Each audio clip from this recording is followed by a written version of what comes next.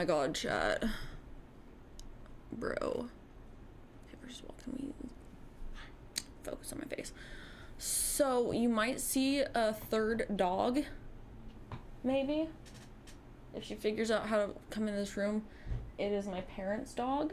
She is completely blind. So, yeah.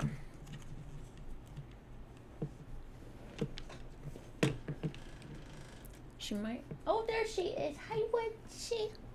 Hi, little Lou. She's completely blind, mostly almost all the way deaf. Her sense of smell is not good. Baby, that's a mirror. It's okay. I know. It's okay, Lou. Hi, Lou. Yeah, that's Soul. Hi, baby girl. You want to sit with me? Okay, you can sit with me. Oh, baby girl. She's like 13. It's my parents' dog. We're watching her today. Yeah, hi, little baby. I know. I know. I know, baby. I know, baby. Also, she had to get her eyes shaved recently. No, you cannot have my scone. She had to get her eyes shaved recently, so her face looks a little fucking weird. She looks a bit like a rat dog. She does not usually look this much like a rat dog. Yeah. Yeah, I'm gonna set you down, okay, baby? Sit with your sister. You can lay on this. It's a little nice bed for you. Good girl. That's a good girl. Also, Lulu is Soul's absolute favorite dog ever, so yeah. You're okay, little Witchy. Her name is Lulu, so say hi to Lulu. She's visiting. I know. You better not pee in here. If she looks like she's gonna pee in here, you tell me, okay? If you see her sniffing around looking like she's gonna piss, let me know so I can kick her out of the room, because she's really bad about it. Oh, she laid down. There's a good puppy. There's a good puppy. Alright, there we go. You like my nose? I tried to do calico, so I did like black and brown.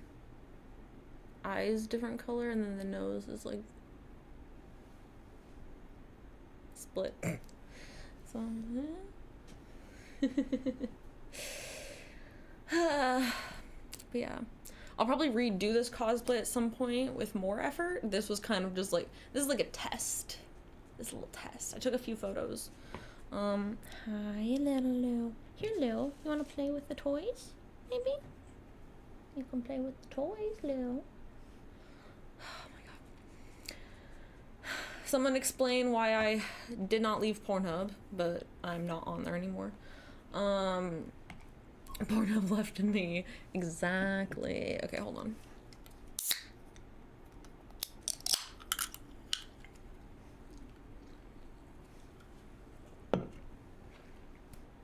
So, we have a few things that I want to plan today. One thing, well, actually, I have stuff to plan for. Thank you, Jane! Thank you. Oh yeah, I forgot to fucking grab that. I was gonna grab my vape. Because that one I think is safe to do on YouTube. They're not gonna yell at me for that. Like, they will bonk, so I can pretend it's just tobacco. No one snitch. Hi, Mrs. Lou. Hi. No, that's actually not a direction. No, Lou, that's just the wall. The wall is that way, baby girl. No, baby girl. There is nothing that direction. Turn around. Thank you. That's a good girl. Yeah, go hang out with your siblings. Thank you, Jean. What was I thinking? I'm thinking of something. Right. We have to do Fansly. I have to figure out how the private show is gonna work and logistics for that, and make sure everyone has all the stuff. And I also need to edit some stuff. Lou, you better not fucking pee. Baby girl. Mrs. Witchy. Miss Witchy, can you just lay down? I'm gonna be a lot less stressed if you just lay down, baby. Can you lay down? Lay down. Can you lay down, baby girl? Yeah, let's just lay down. Good boy, yeah, show her how to lay down. Yeah, good puppies. Okay. Thank you, Jean. I'll grab that in a second. Yeah, Munchie is a good kitten. He very chill with everybody. And she's gonna cry a lot. Sorry about that. You're okay, Mrs. Lou. I know. I know. I know. Okay, so we're gonna do a lot of that on the Fansly stream later today. Other than that, for here, I want to plan out January stuff. I want to make our January like schedule, because I'm gonna be taking like half of January off, and like by that I mean like I'm just taking 2 weeks off. I'm taking the first 2 weeks of January off because I tired. So I'm giving myself a little vacation before we get back into it. We'll do like a few things in January, so I'm not gonna do nothing, but the first 2 weeks I'm taking off, so I'm gonna like queue up some content to get posted or something. Not new content, I'm gonna post old content that either got lost and was only on Pornhub, or like is really old and just isn't on Fansly. So I'm gonna get all of that stuff queued up before next 2 weeks, so I can take that off. Anyway, so yes, exactly, the Pornhub lost tapes. So I'll need your guys' help thinking of stuff that's like not on Fansly yet but was on Pornhub, or old stuff. I'm gonna probably be posting mostly on Senpai tier, but I'll post like maybe 1 or 2 to like the main tiers. And then after the 2 weeks, then I'll make some more like new content for Fansly, but it'll still be like low key. And then February we will be doing fun stuff for Valentine's Day stuff. Yeah. Oh, and then I need to finish the Christmas cards, send those out, all this stuff, blah blah blah. I'm gonna be doing that this week is my goal.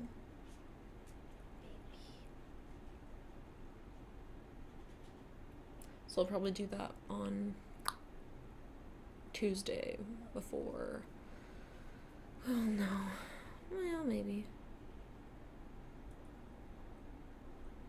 Might do a bit of it this weekend. We'll see.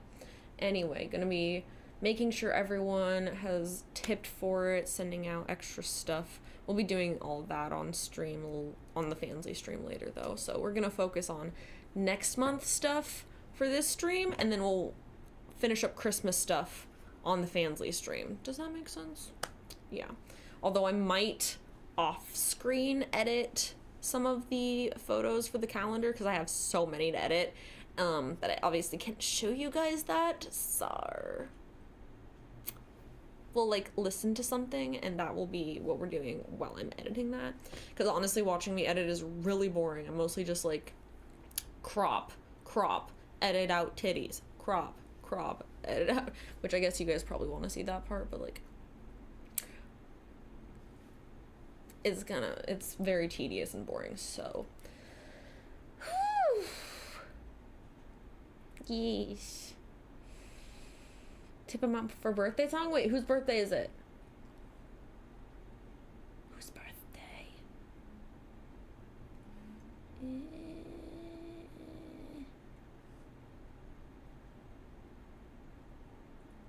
All the TikTok compilations were on Pornhub?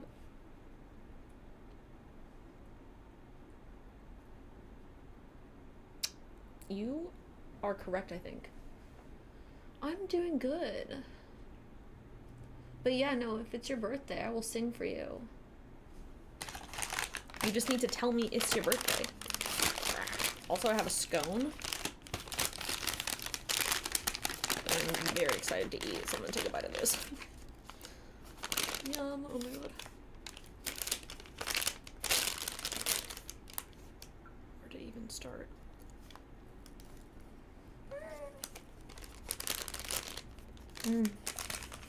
Oh fuck, that's good.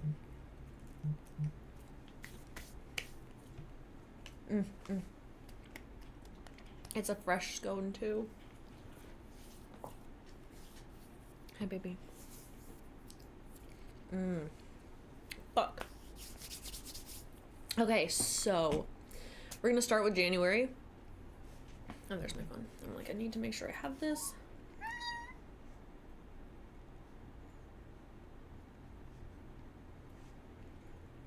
Hold on. Gonna mute for a sec.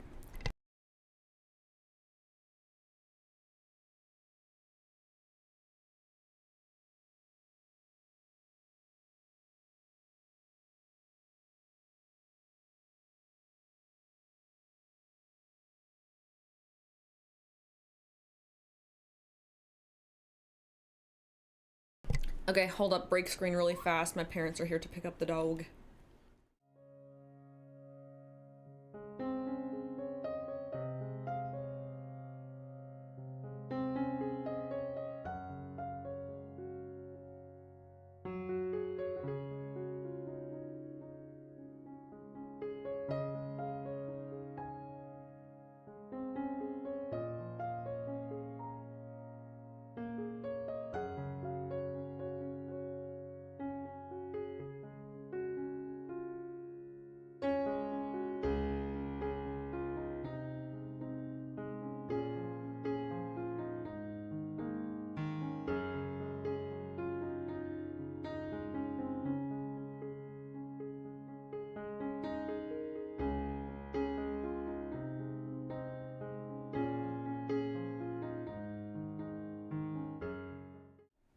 Oh, Jesus fucking Christ. Oh, wait, I forgot to grab the fucking... I was gonna grab the vape while I was up. Motherfucker!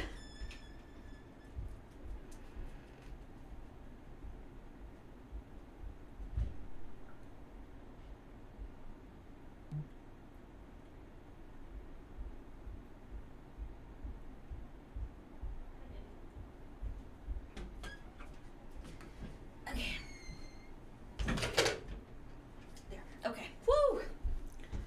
Oh my fucking god, bro. Ah, we have to remove things from the screen, I remember.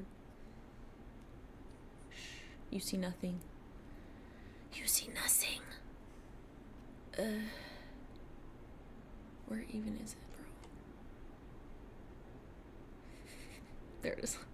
I couldn't find it. Anyway. How's it going, chat? Oh my god.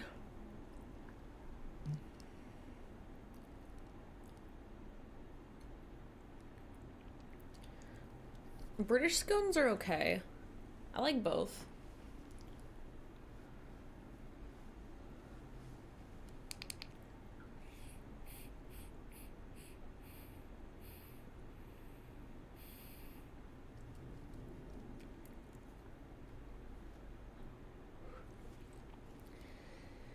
Woo!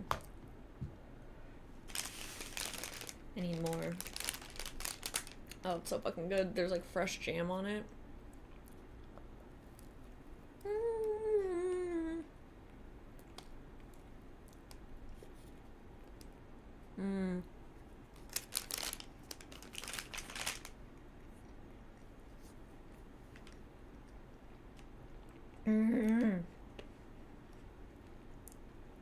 Yeah, cookies being called biscuits is confusing.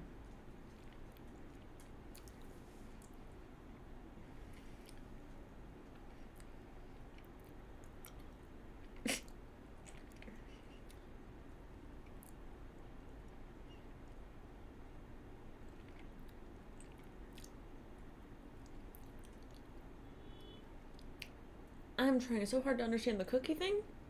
Wait, what? I'm so confused. So, like, a chocolate chip cookie, for example, would be more so like a cookie, but let's say, like, a shortbread would be maybe more like a biscuit. Is it like that?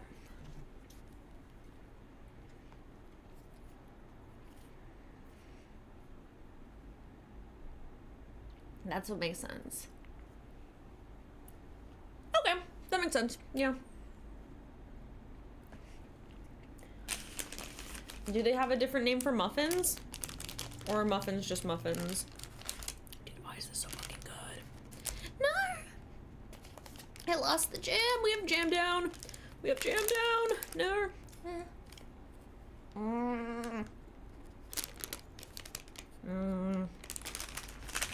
It's so good. Oh my god.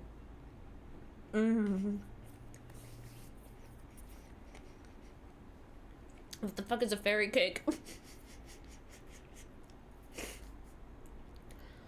I think it's strawberry.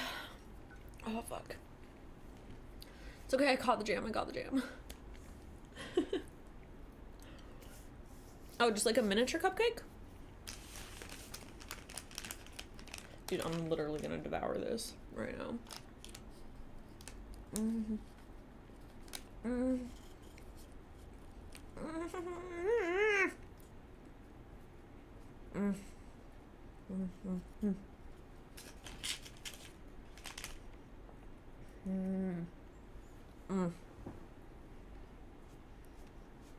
Fuck, that's good. Maybe it's the first thing I've eaten today. Fuck off. How did you know? Oh, I've been busy.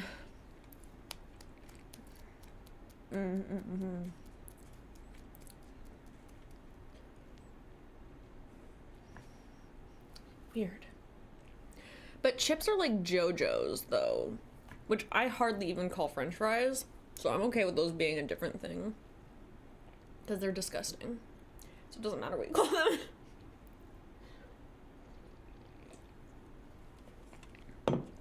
Ah, fuck. So good. Christmas was good, though. Christmas was good. Did Christmas at my fiance's house. Well, Christmas Eve at my fiance's house. Christmas at my parents'. Whole lot of driving.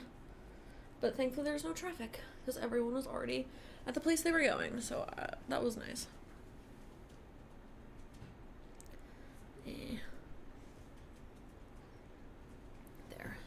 There we go. Oh, fuck. Okay, but, so, fuck, all right, let's use my phone. Let's listen. I found a podcast, there's this, okay. There's this YouTuber that covers, like, unhinged, like, first-hand stories or whatever. So, I want to watch that with you guys. Because it's about the length of stream. Let's see, it's 2:30, 3:30, 4:30,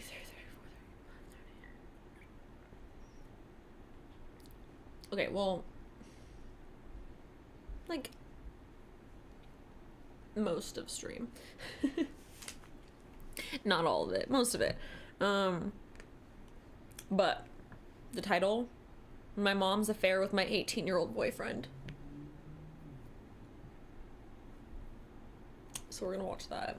Because I would like the tea.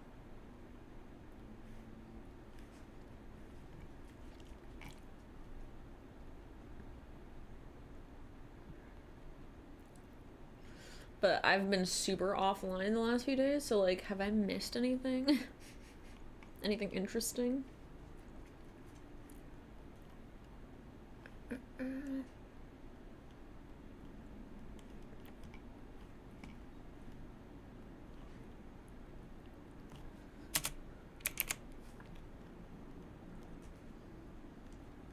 Everyone hates Elon Musk now. I did see that. Funny. So, I have a job. I don't know what the fuck the Bop house is, other than my house where the Bops live. Little Bops. These Bops. Yes, you Bop. This Bop. This Bop, that Bop, and that other Bop. The 3 Bops. But other than that, none of these words are in the fucking Bible, so I don't know. If you're, I'm not sure. Thoughts on Luigi? I actually don't think he's the guy who shot him. That's my hot take. I actually don't think he's the guy. I don't think he shot him. I think it's someone else. I think it's someone else who did get away, and that person's probably laughing their ass off, and I don't really care about it other than the fact that, yeah, I'm pretty sure that's not the guy. It feels like it's not the guy. Feels like he's being framed. I don't know. Best of the Mario Bros. Honestly, also that. I do agree with that. I agree with that. Let's go, Lemon! Let's go! Yeah.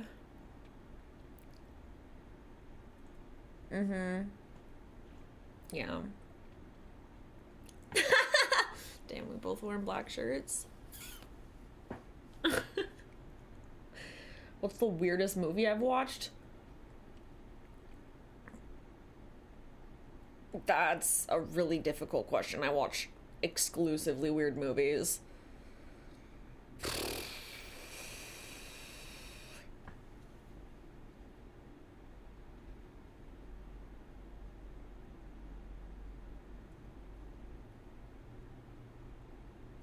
Enter the Void is pretty weird.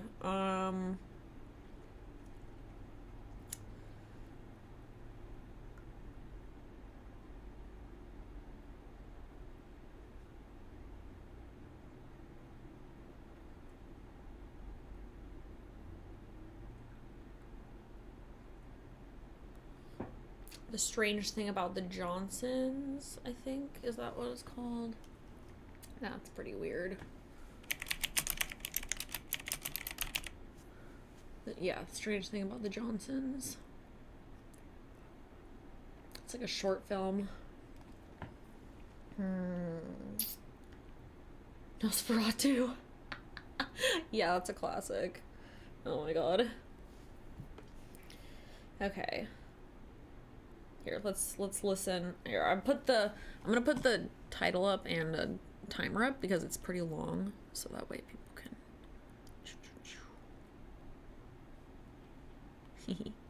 We were watching Hotel Impossible.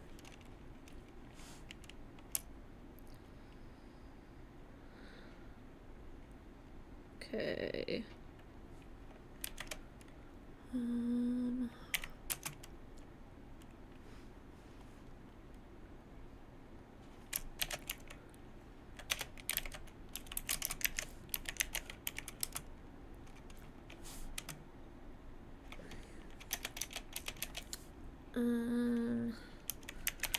Do I wanna... Okay, I'll just type the whole thing and make it smaller.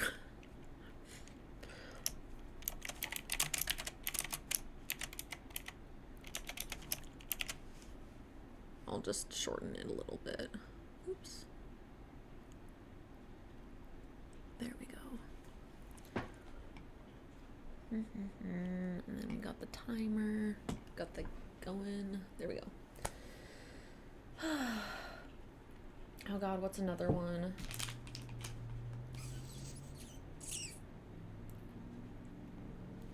You Can't Stop the Murders. Sounds interesting. I'm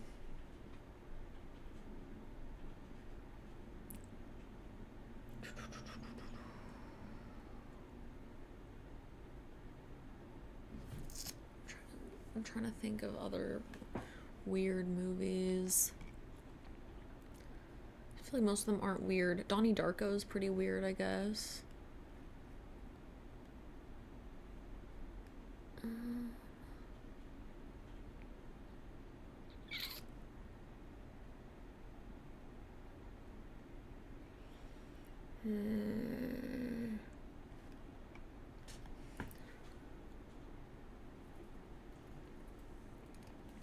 God, I don't remember what it was called, but there's this one French film that I watched that was like just following. It was just like it was like a coming of age, like discovering your sexuality movie, and there was a lot of weird shit. So much weird shit. There was like an orgy. Someone masturbated with a cross. There was a whole lot. It was a lot. That was a weird one. I don't remember what it was called though.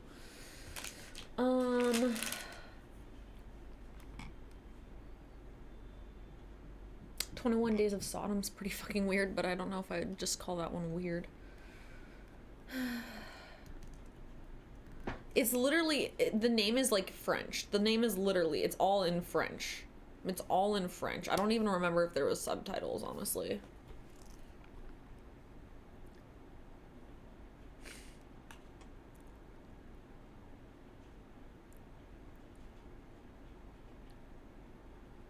Oh, is that what that? I've never actually seen that one. Now I feel like I have to add casting JonBenet Ramsey to my list because of it. Weird. That's such a random movie for Christmas. Oh my god. Oh, Evil Bong 666. That's a pretty weird one. Okay. Let me get this. Well, my name is Brooke. Load so I can fucking pause you. You fucking. Oh my god, YouTube. So annoying. Just let me pause. Alright. Let me get this set up and then I'll get the next stuff set up. Where the fuck is my. Oh, there it is. My phone stand. Okay.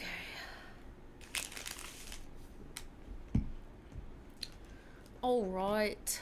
Let's start in 3, 2, 1, play. Well, my name is Brooke. I'm 26 years old. How's the volume? And I'm from California. And I'm here to tell the story of when my mom had an affair with my boyfriend.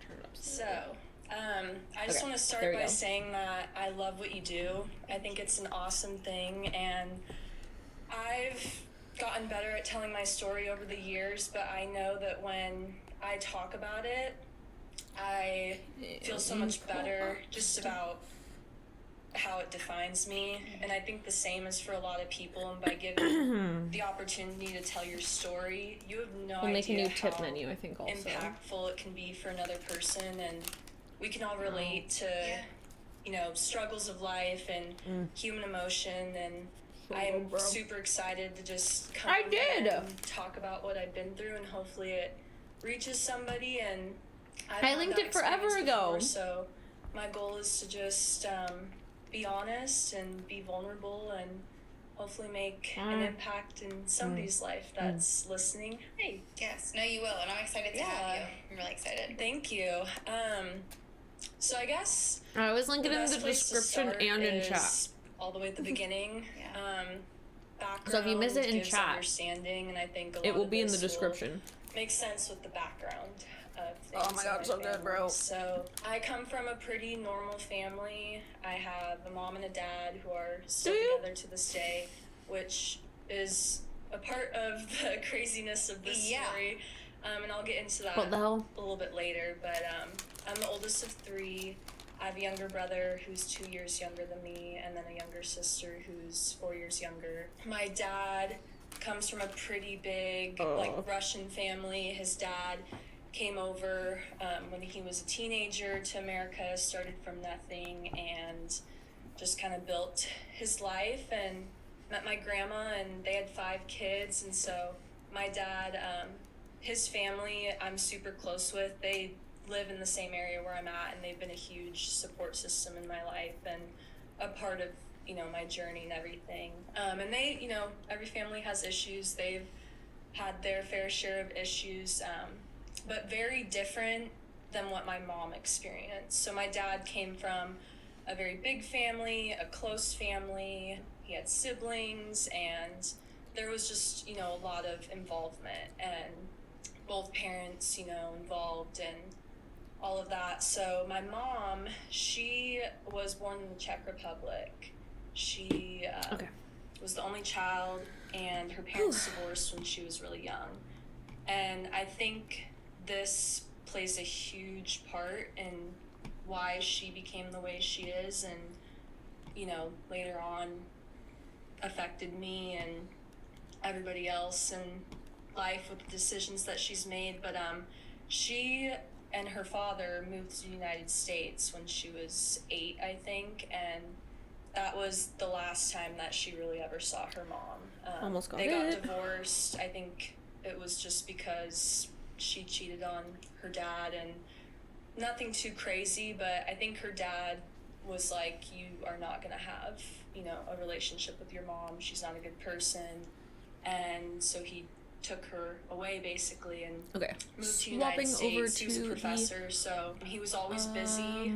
He was always working, and he's very smart, but he's not very socially apt, I guess you would say. And so my mom was practically on her own a lot. She pretty much raised herself. She didn't have a mother figure in her life, a strong female figure, guiding her as she was going into her teenage years and all of the really important things that you need a mom around for. Yeah. So, she was always out running around, going to parties, going to sports camps, just doing things on her own. And she was an excellent runner and a swimmer. I'm wondering if this is the template I want to use, or should we just make a new one? Track at Arizona State University, and that's where she met my dad. And my dad played football there, so both my parents were student athletes. Like, I feel like this worked pretty well, actually. My dad is a very nice person. Like, he's what you would call like a nice guy, the typical, will do anything for you. Like, should we make another poster style one? I feel like. And I'll talk about this later on too. But my dad is like the best. He's made a huge impact on me, and he's just a great person. He has a great heart, and him and my mom, hit it off, started dating, and my mom became like instantly attached to him. And they ended up both dropping out of Arizona State to move back to where my dad was from in Fresno, because I think and he's open about it, but I think my dad flunked out because, partying, Arizona State, all that stuff, nothing out of the ordinary. Yeah. But she followed him when he left and went back to Fresno, and they ended up getting married there. Right, there's family issues, and then there's this. Life and everything. And then eventually moved up to Oregon, and that's where they had me and my siblings. So I was raised in Oregon. And I wouldn't say that I had, like, an abnormal childhood at all. There was nothing that indicated, like, we weren't raised well. We were very well taken care of. Both my parents worked, so it wasn't like we had a parent at home with us a lot. Weird. When we were younger, my mom was home, but my dad, he's a police officer. Like, not showing the full screen for some reason. Always, working, and my mom was the one that was taking care of us when she was home. She's a teacher, so she would work kind of, school hours and then be with us at home, like, before and after school. And I think it's hard because I don't have a lot of memory from childhood, and I think that's fairly common, but a lot of what I've been through, I feel like I've kind of blacked out. Now it's showing everything. I was like, why is this so weird? As I got older and learned more about things that figured it out. In my childhood and with my mom, it all kind of makes sense now. And so even if I don't remember details, I remember, the feelings and the impact afterwards. So there was nothing that I can remember being out of the ordinary. I was a very active kid. All three of us were always running around playing with the neighborhood kids, doing stupid stuff in the backyard and pushing each other down the hill on a skateboard, just stuff like that. And I always had a lot of energy and creativity to me. And I remember being not, I would say, different, but just I know, I'm sorry, my iPad's being weird. Some quirks that I was like excited about, and I loved, art and kind of just imaginative, creative things. And I think a lot of my childhood, I didn't really get to tap into that. I think I want to take this style, but do it. She really wanted all of us to be excellent athletes, and so at very young ages, we all started being super competitive in sports. And I really wanted to do like the cool stuff, like gymnastics and tennis and just different like things that weren't super common. And I've always kind of had a little bit different interests than people, and my siblings too. But my mom, she let me try different sports, and then eventually she put me into swimming. And it was because she was a swimmer growing up, and she really wanted me to, you know, do something that she knew a lot about and she could be involved in. And let me insert some my brother, photos. he was pretty big into baseball. See if I can get football, but he got really big into baseball. So my brother was super competitive with baseball, and my sister was getting into volleyball, and she got competitive in volleyball. And so all three of us were doing like our competitive sports. And I remember growing up, my mom, she was always more invested in my athletic performance. And you know, if you talk to like my sister and my brother, they can both say that my mom was like all about me. Like she would always be invested in Brooke's sports over the other two kids, and I think a lot of that had to do with the fact that she didn't have her mom there and her dad there when she was an athlete, and so she finally got, you know, that chance to be on the other side and be what she didn't have. But it wasn't approached in a healthy way. As I got older, You don't say.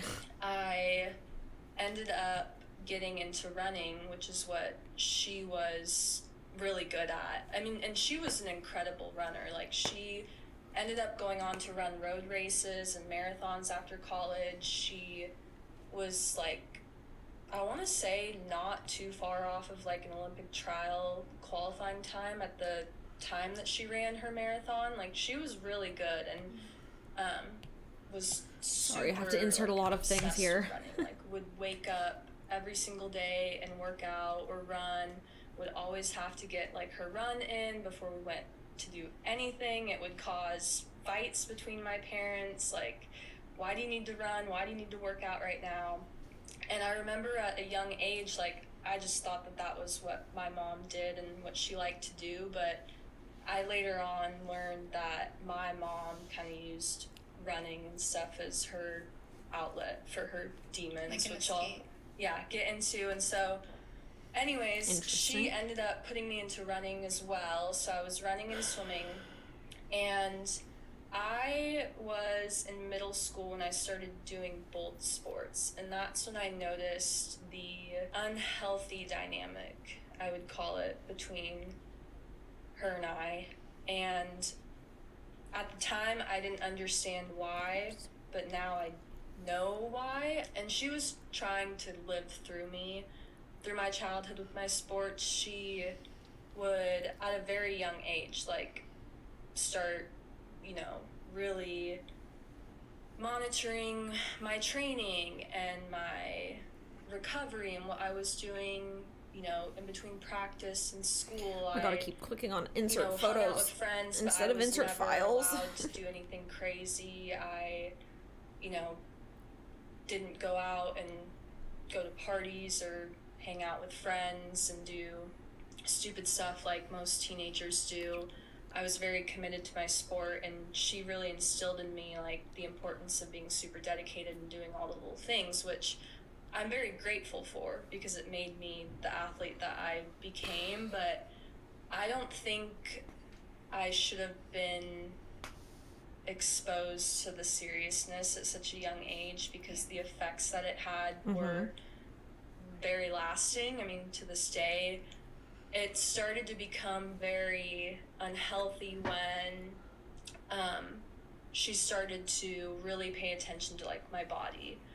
And this is where it kind of begins with the molding of me, if I would call it that. And she was never like that with her siblings? No, and and I'll get into that too. So my mom was very close with me because of my sports, and I was her first daughter.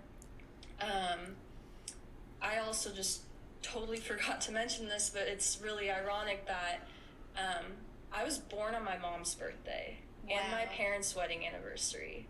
So, like, double whammy. I've never had a date of myself. They got married on her birthday? But, so my mom's always had a, like, significant attachment to me. And it wasn't like she neglected my siblings, but she definitely, it was very obvious. Even family friends, you know, would recognize that I was like a mini-me to my mom.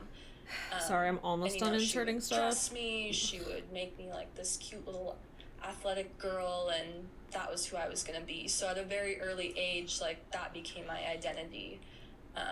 And I didn't really fight it because, you know, I was really close with my mom. My mom was like my best friend. You know, she was doing all this stuff for me to be happy and be successful. And as I started to become a better athlete, I fed into what she was telling me, you know, was going to be good for me. And so even before I got into high school, she started really drilling into my head, you know, nutrition and, you know, you got to watch out if you're going to eat this, like, you know, make sure that, you know, you work it off tomorrow, and you probably shouldn't be having that before a race, or, you know, why don't you wait until after the season, or just things like that. And so it didn't become super toxic until I got into high school, but when I was in middle school, I became very well aware of my body image and what it meant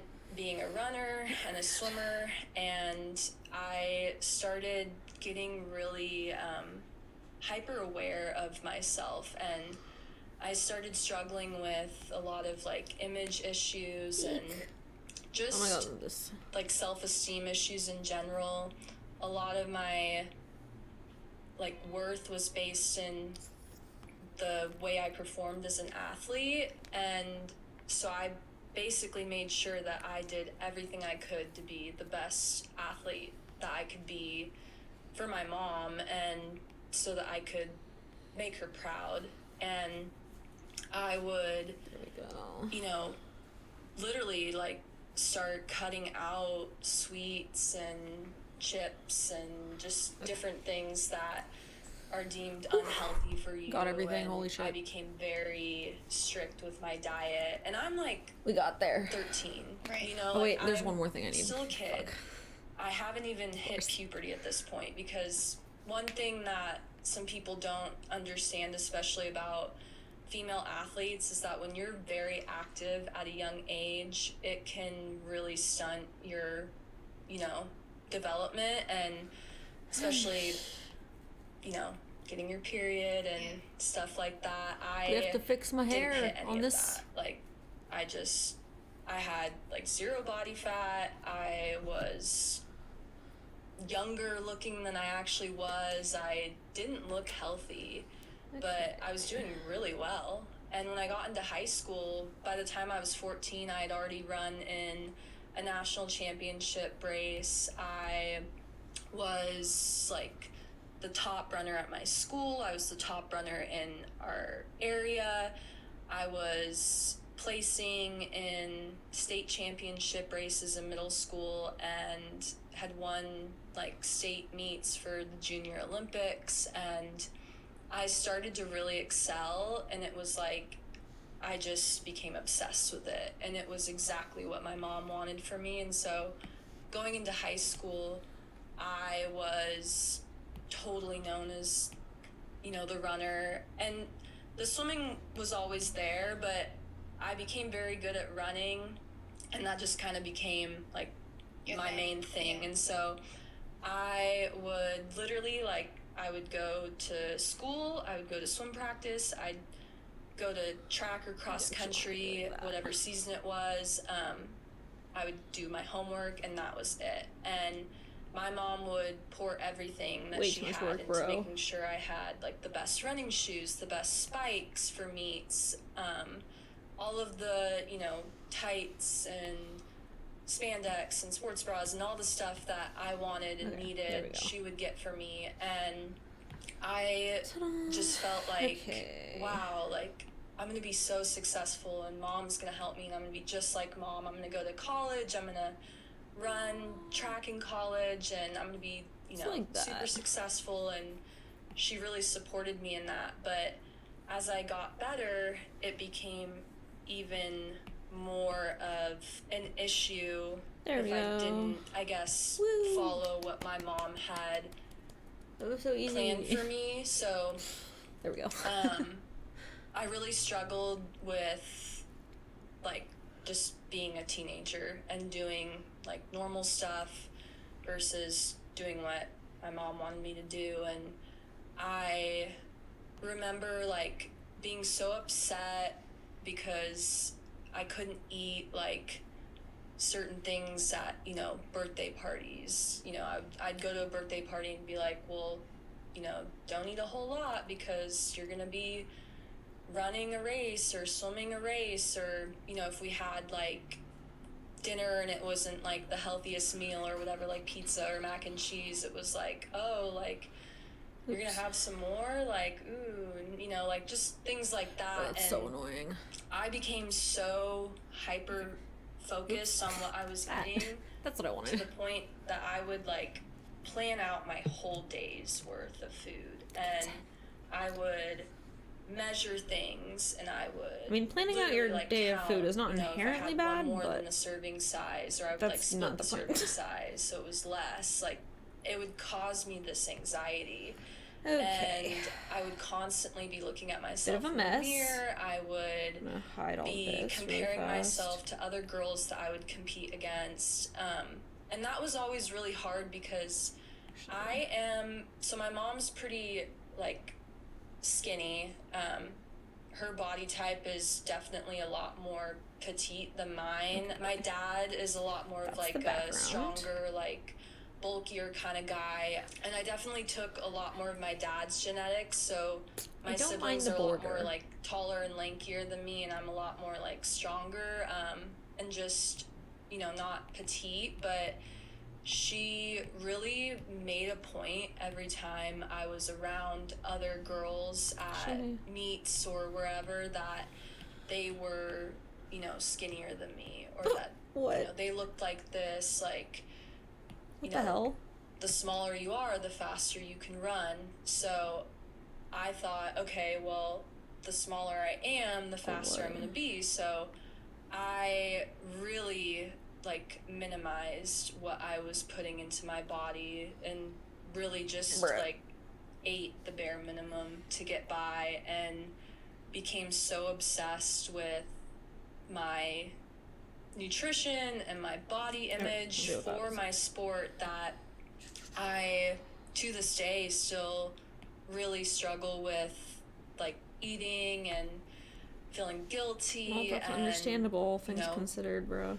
do I look fat today or whatever? And I mean, I've grown from that so much, but So on top of everything it all else, your mom gave you an started eating with disorder. the Cool, way cool, that cool, she cool. would really press, like, if you eat this, if you know, don't Where is do my these things, string then you're not photos? going to be good. And all I wanted to do was be a good runner and make my mom proud. So I kept falling into it, and she didn't ever once, like, talk to me about eating disorders, and, you know, she didn't recognize that it was unhealthy, and she would enable it. She would encourage it. She would, you know, make comments and say, like, you know, you're looking really fit, and, like, you look really Boo, your mom sucks. strong.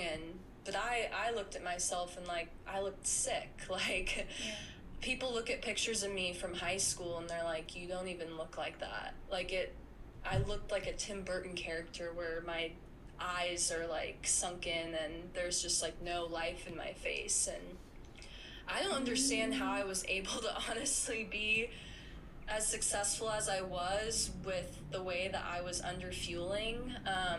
But it definitely played a role in, you know, really delayed development as a woman. I didn't even get my period until I was, like, going to my senior year of high school. Bro, And, what?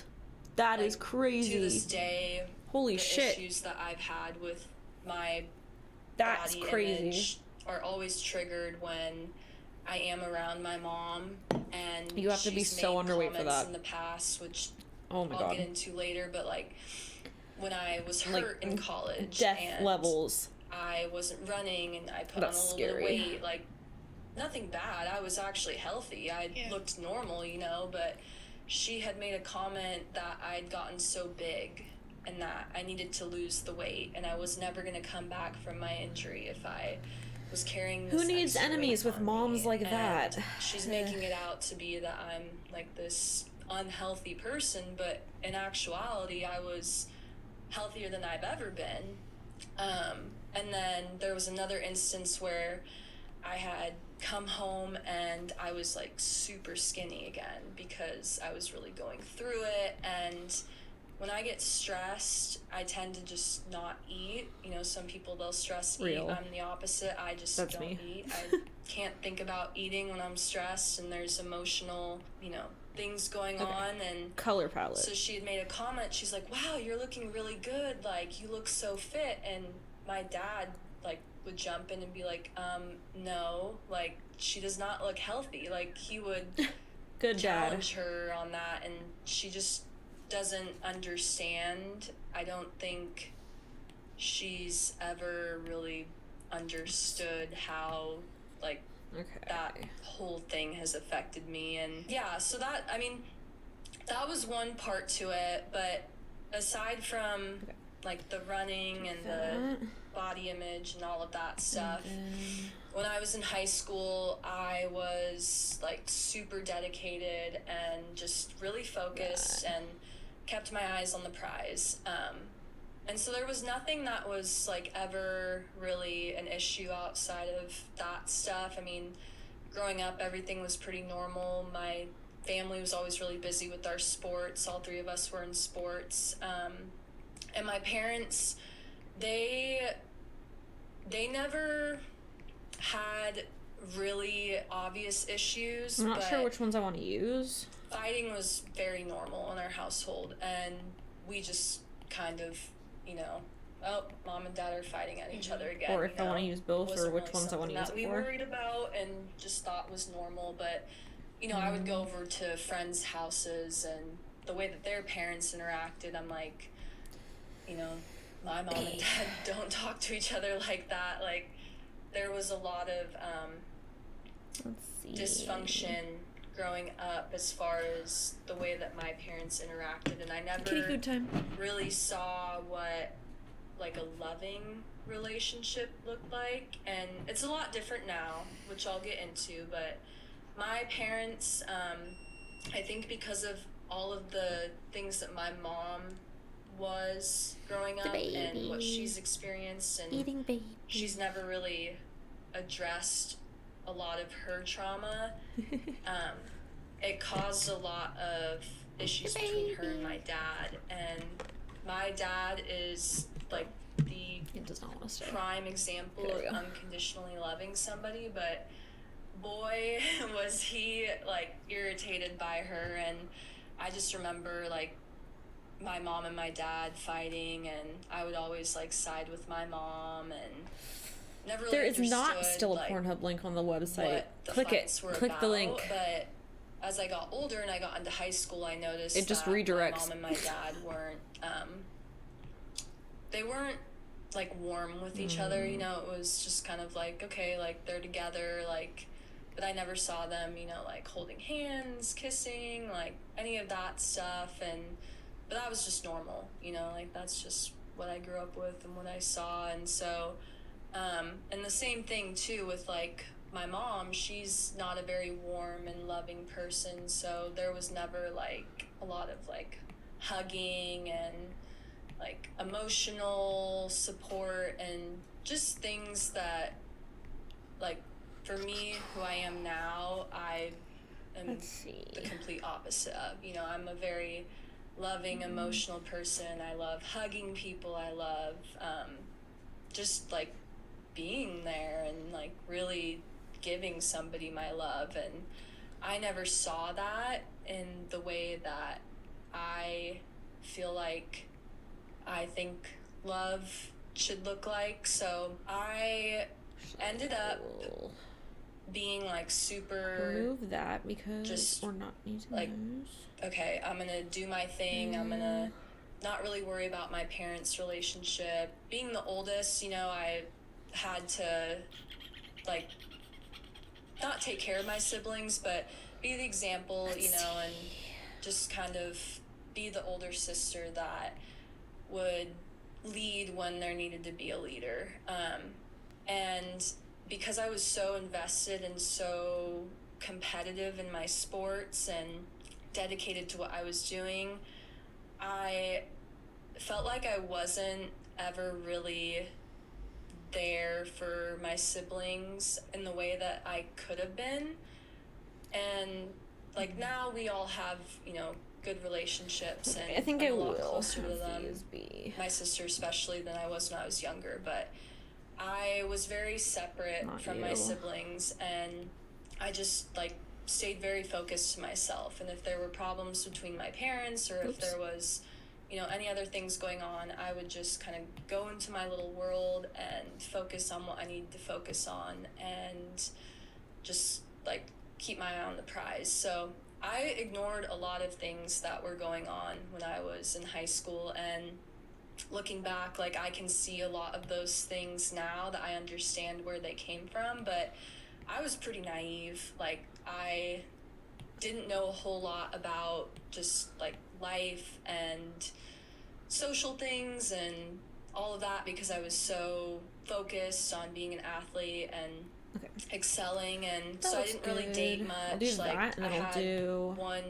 boyfriend when I was like 15, who was my first kiss, that you know we all have, someday. and didn't really mean anything to me. But it wasn't like ever on my mind. And then I started hanging out a lot with my brother's friends, because we would always be going to my brother's baseball tournaments, and a lot of the guys that he played with were in my year. He was a really good baseball player, so he'd play up. there we go. And so I would hang around him and his friends, who were also my friends. Sunday I new went to school with them. content.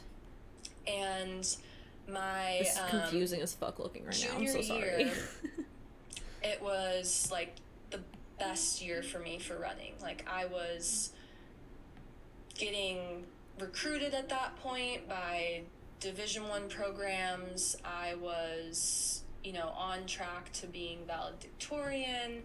I had placed at this point in the state championship meet in both swimming and running, cross country and track. I had so much going for me, and like at that point it was like, okay, well, anything else at this point is a bonus. Like I saw the finish line at that point. Like this was where things were like at a peak for me. And so I was known around school like as the runner, you know, the runner girl. And I wasn't like uber popular, but I was popular, you know, being an athlete and being successful. And I had a lot of friends, nobody that I was like super, super close with. I had like a couple close friends, but I was just kind of, you know, well-liked. I was pretty shy. I wasn't as nearly as outgoing as I am now, but, you know, I was always, you know, liked, and just like wanted to, you know, make people happy and just be like good, you know, like didn't get in trouble, didn't do anything stupid, like just very good, very solid. And cameo? there was a guy on my brother's baseball team who was in my year. Ooh, that's good, who Jeffu. If I can link I to the ended up TikTok, maybe I dating. can. Or the video. Maybe I'll And link as to a the part of this YouTube. story, I'll call That's him smart. M. I'll do that. So I'm not going to say his name, but I'll call him M. And so M was my brother's teammate, and he wasn't like extremely close to him, but you know, they were friends. And I knew him in school, but I didn't like know him really personally. He was, you know, typical jock guy, played sports, not like a bad kid, but you know, like other jocks would kind of get into trouble every now and then, kind of a, you know, jokester, and just like, you know, that guy that I think every high school has. Yeah. And so he was also pretty popular, and you know, at the time, like, Oh my God, I was, Ruben, that like, sounds so good. cute, and like I didn't think very highly of myself baby. either. I hadn't even like started wearing makeup at this point, because again, like going back, my mom didn't have a mother to raise her and teach her about, you know, what it is to be a girl, like Goodbye, how to sir. put on makeup, how to do your hair, like all that different stuff. And so my That's my sister and I kitten. both That's like an Ari. pretty much taught ourselves growing up. That's like, an how to Ari. He's a do munch. those things, and because I He's a was baby so munch. invested in like He's a my baby kitten. sports, I didn't really care about that whole Free lot. And kitten. so as I got Free older, kitten. I learned from my younger sister like how to do my hair and my makeup, and even put a tampon in. Like, I know that's kind of gross to say, but like the reality is that my mom didn't even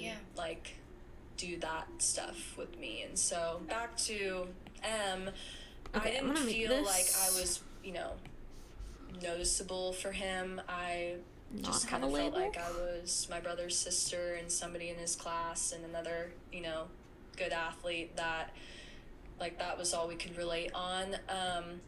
But I was attracted to him, and I thought he was super cool, and I thought he was super funny, and when we would all hang out with each other, I just like had so much fun. And I would always hang out with my brother and his friends because I wanted to be around him, and I wanted to kind of put myself out there. You know, I was getting older and everything was going well for me, and I'm like, you know what, like, you know, I have a crush on him, like, let's just see what happens. And so I remember at one point we had gone on like a trip for my brother's baseball tournament, and I think he got my number from my brother for whatever reason. I can't remember why, but he ended up texting me one day saying that he saw me walking home from work, and that's kind of where it all began. And so that was the summer going into my senior year of high school. I was 17, and I never really like truly dated somebody before, and so it was my first ever experience of the whole process, you know, the butterflies in the beginning, the excitement of somebody texting you, and it's somebody that you like, and all that stuff. So I was like literally ecstatic. I'm like, okay, I have had a crush on this guy, and he's talking to me now, and I'm like already pretty close with him because he plays baseball with my brother. Like, this is a perfect situation, you know, like he'll fit right in and it'll just be super easy. And so we I mean, like, long story short, we ended up dating, and he was always around because, you know, he'd be at baseball with my brother and then he would be with me, and he became very close with my family. And was he also 17? He was. So he was a little bit older, like, in the year, so he turned 18 in October, which is another key fact to remember. But yeah, so Right, so he was just, like, they you know, started dating when he was but 17. He'd always be over at our house. Interesting. Super close with our family. Good you know, to know. It just made me so happy that I could have a boyfriend who not only, you know, Yeah, we had a son's great friend relationship, but and he had a great relationship with daughter's my brother, boyfriend. and he would get along with my parents, and okay. it just felt so good. And Interesting. it was like everything is going right, you know, like I'm on my way to just like totally being set for life. Just lay down. I'm gonna be Just running lay in down. You're fine. college. You don't need to be up on doing there. well in school. I have a boyfriend now. He's like, crazy. My mom's my Crazy best kitten. friend. Like, just nothing is wrong. And again, very naive. Like, just totally not paying attention to little red flags here and there. But when I got a boyfriend, my mom was like immediately very attached to us, and she would be very supportive of me, like wanting to go do things with him and hang out and stuff like that, and sometimes would even like offer to come along and take us. And so there were like a handful of situations where it was me and M and then my mom, and I again didn't think anything of it. Like, in my head, I just thought, oh my gosh, this is so great. My mom and my boyfriend are getting along, and like, what could go wrong? And I, at this time, like, he would never spend the night at our house, but like he would always be at our house until like it was time to go to bed. Like he was always with me, or I was always with him. And so the amount of time that Bless he you. spent around my family and around my mom was significant enough for me to not like worry about anything that would have stood out as concerning, because it just felt so normal. Like it felt just Perfect grooming scenario for the creepy mom. And Gross. so as this relationship went on, and I say this now because like I can look back and see this stuff, but at the time I didn't notice. My mom became very close to me in a way that didn't make sense. So she started buying clothes that were similar to mine, like literally matching outfits. She was buying this like skincare cream type of stuff that would make her skin look youthful. And you know, she's in her late 40s at this point. She's getting to that point, you know, as a woman that, you know, you feel like you're starting to lose yourself and you want to feel and look young again. And I think my mom definitely had a lot of insecurities, and to this day still has a lot of insecurities. And so she really poured into her image at this time. She was trying to make herself look younger. She was highlighting her hair so it was bright blonde like mine, and just like acting and kind of putting herself out there as looking younger than she actually was. And my mom like was, you know, very beautiful, and a lot of people would tell me like, your mom is so pretty, you guys look so much alike. And I would always feel like, you know, like that was a huge compliment, and again, like wanted to be like my mom, you know. So I didn't think anything of it.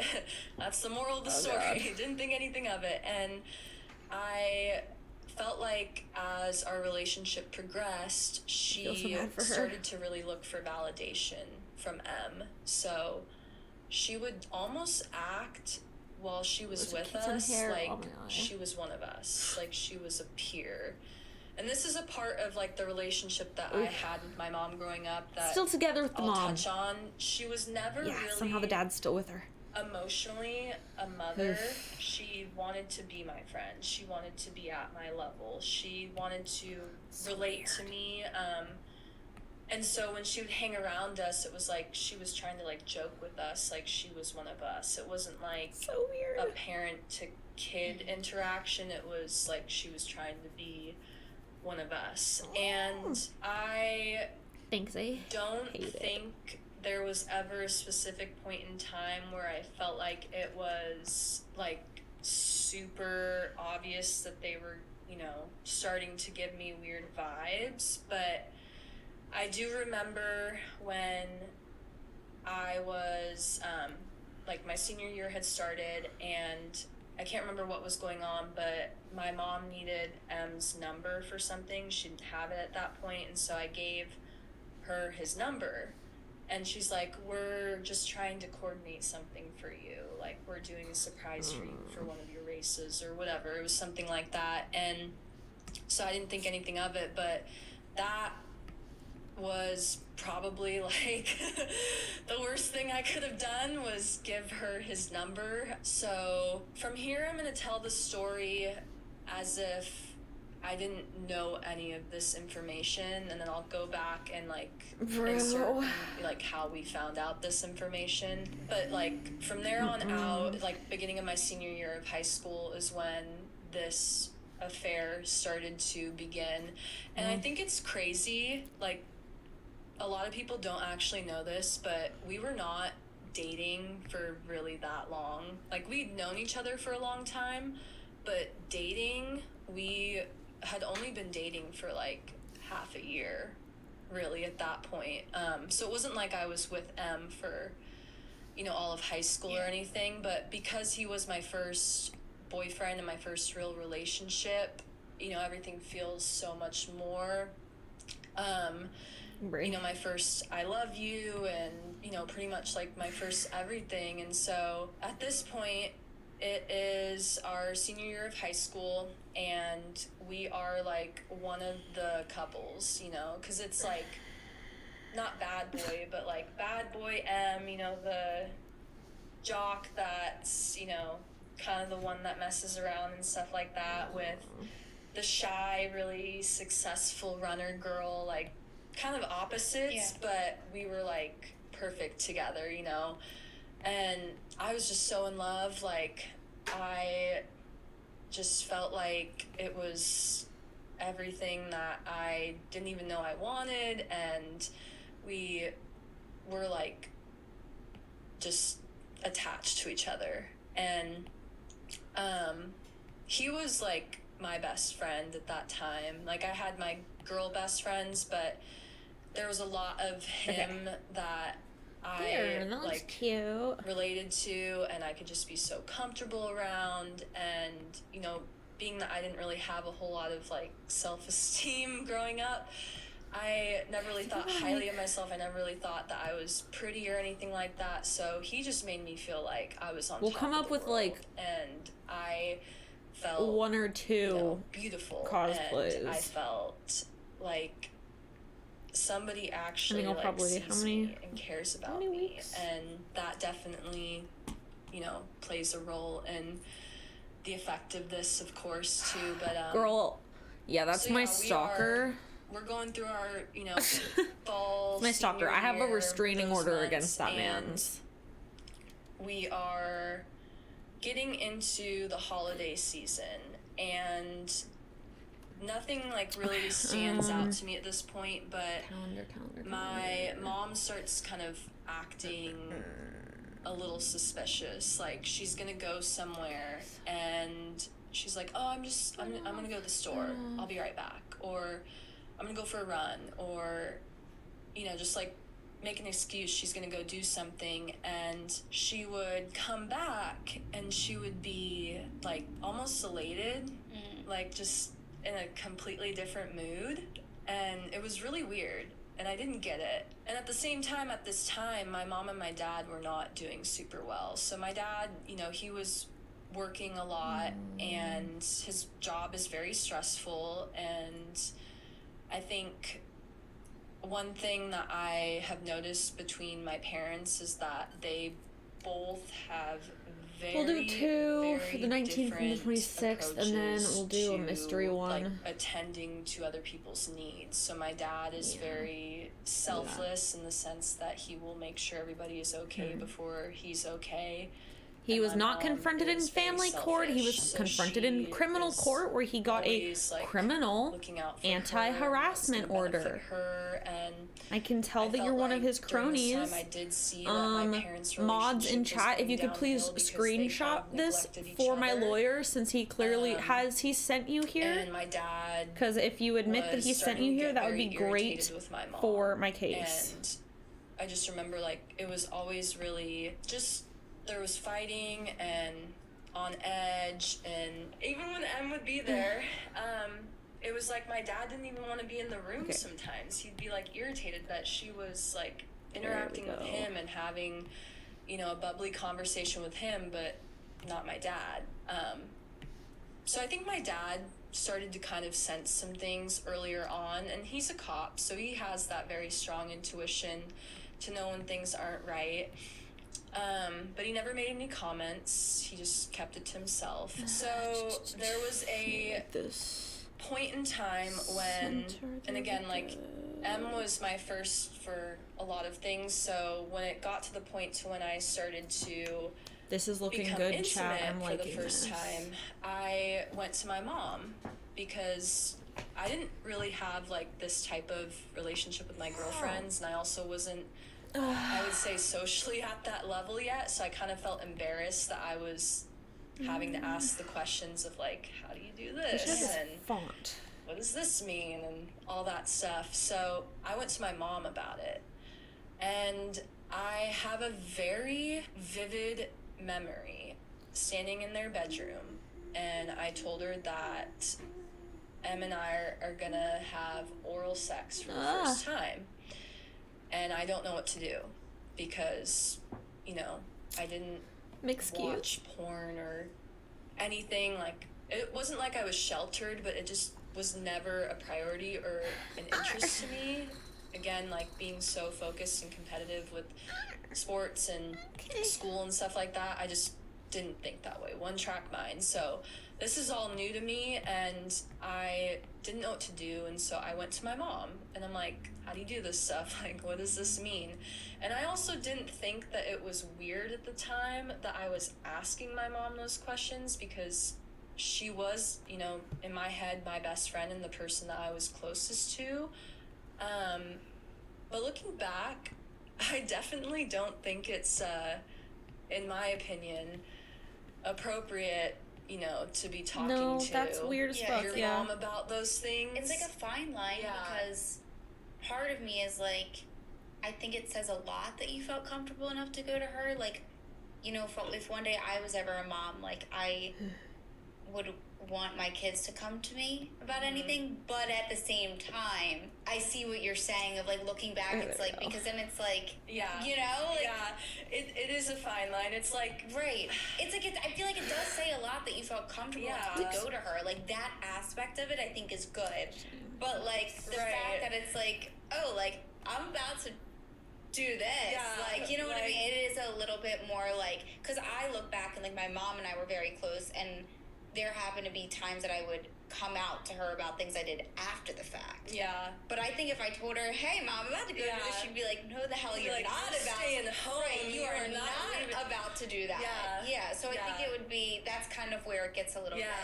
And again, like, I didn't really think like that at the time, because I didn't understand that the relationship that I had with her was not at all a healthy mother-daughter relationship. So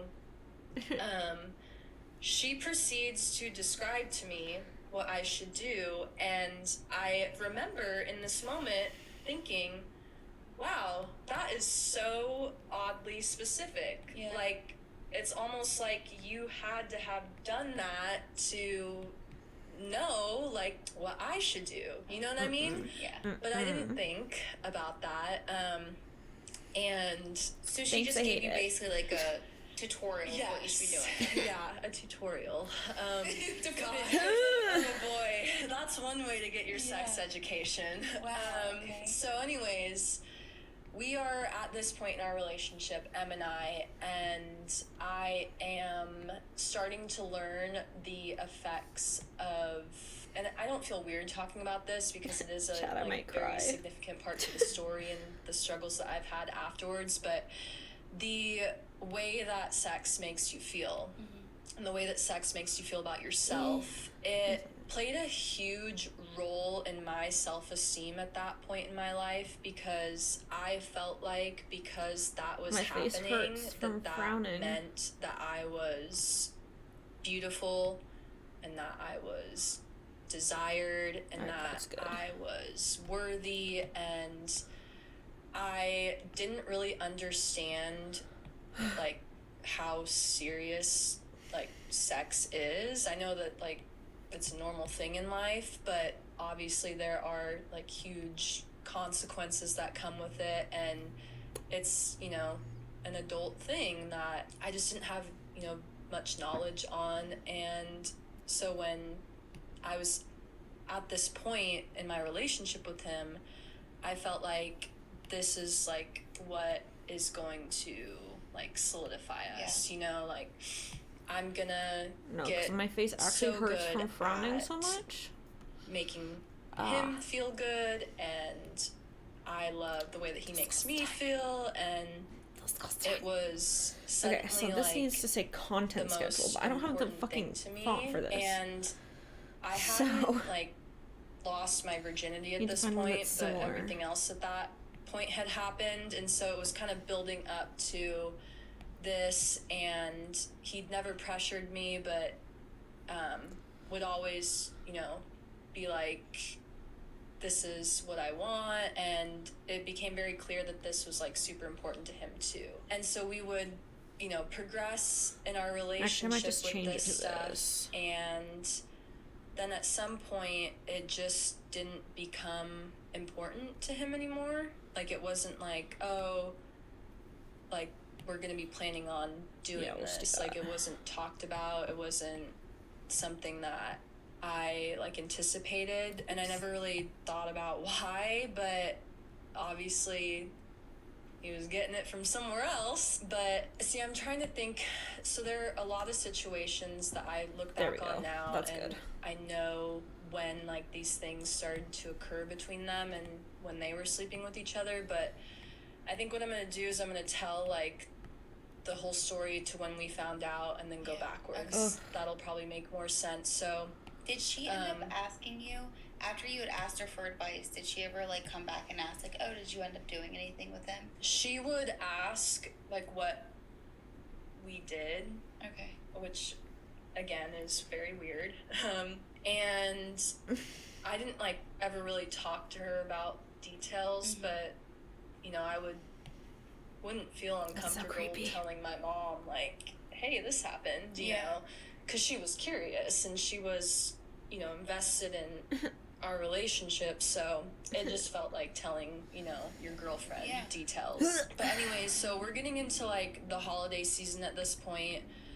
At this point in our relationship, I have committed to run track and field at Oregon State University, and he had committed to play baseball at a junior college in the same town with the goal of playing baseball at the same school I was going to run track at. So we had a plan to basically, you know, go to college together, be athletes, do the whole thing, stuff like that. And Corvallis was only about, like, 45 minutes away from where I lived, so I wasn't going to be going far from home for school, which at the time I was really happy about because I knew that I would have my family there, and more importantly, my mom, because at this point, like, my mom was such a, I wouldn't say support system because it wasn't the support that I needed, obviously, but I was just very dependent on her. Like, she was, in my head, my coach. I would listen to my mom over my own coach, you know? Everything that my mom said I should do, everything that I thought I needed to be successful, I would ask my mom and just believe that she had all the right answers for me, you know? So I was really happy that she was going to be close by and watch me run in college. It's like I signed and everything, and that's the plan for the next year. You know what? So we're going into the holidays with all of that done. It is Christmas time coming up. I have to get my wisdom teeth out. And I get my wisdom teeth out and I'm, like, down bad for the whole week, you know? And so my mom and Em were both taking care of me.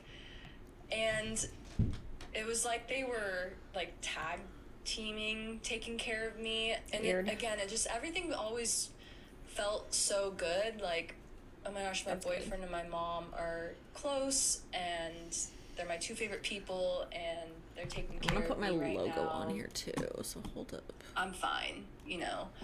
But they definitely used that time when I was down to capitalize on their relationship, which I'll get into.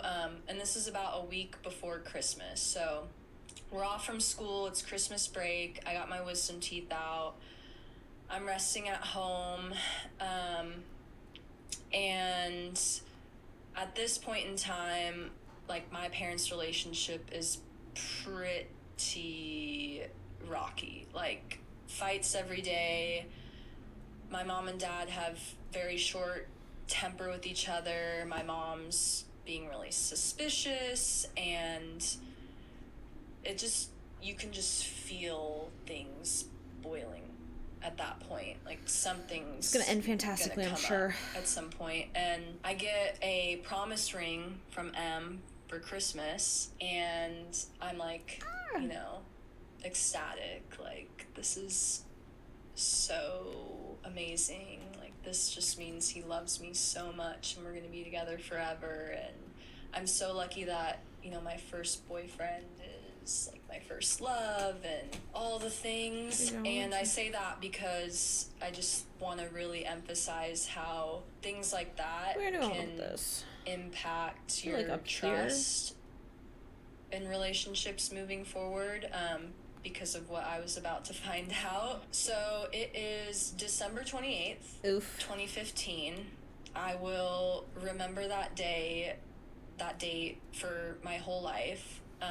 And I don't, like I said before, I struggle remembering a lot of stuff from my childhood. I struggle remembering stuff even from my young adult life, like college. But I will remember every single detail to this day because of how life-changing it was. And while this situation, like, single-handedly changed the course of my life forever, I look back on this day, and I look back on this day being the last day of that person that I was for 17 years.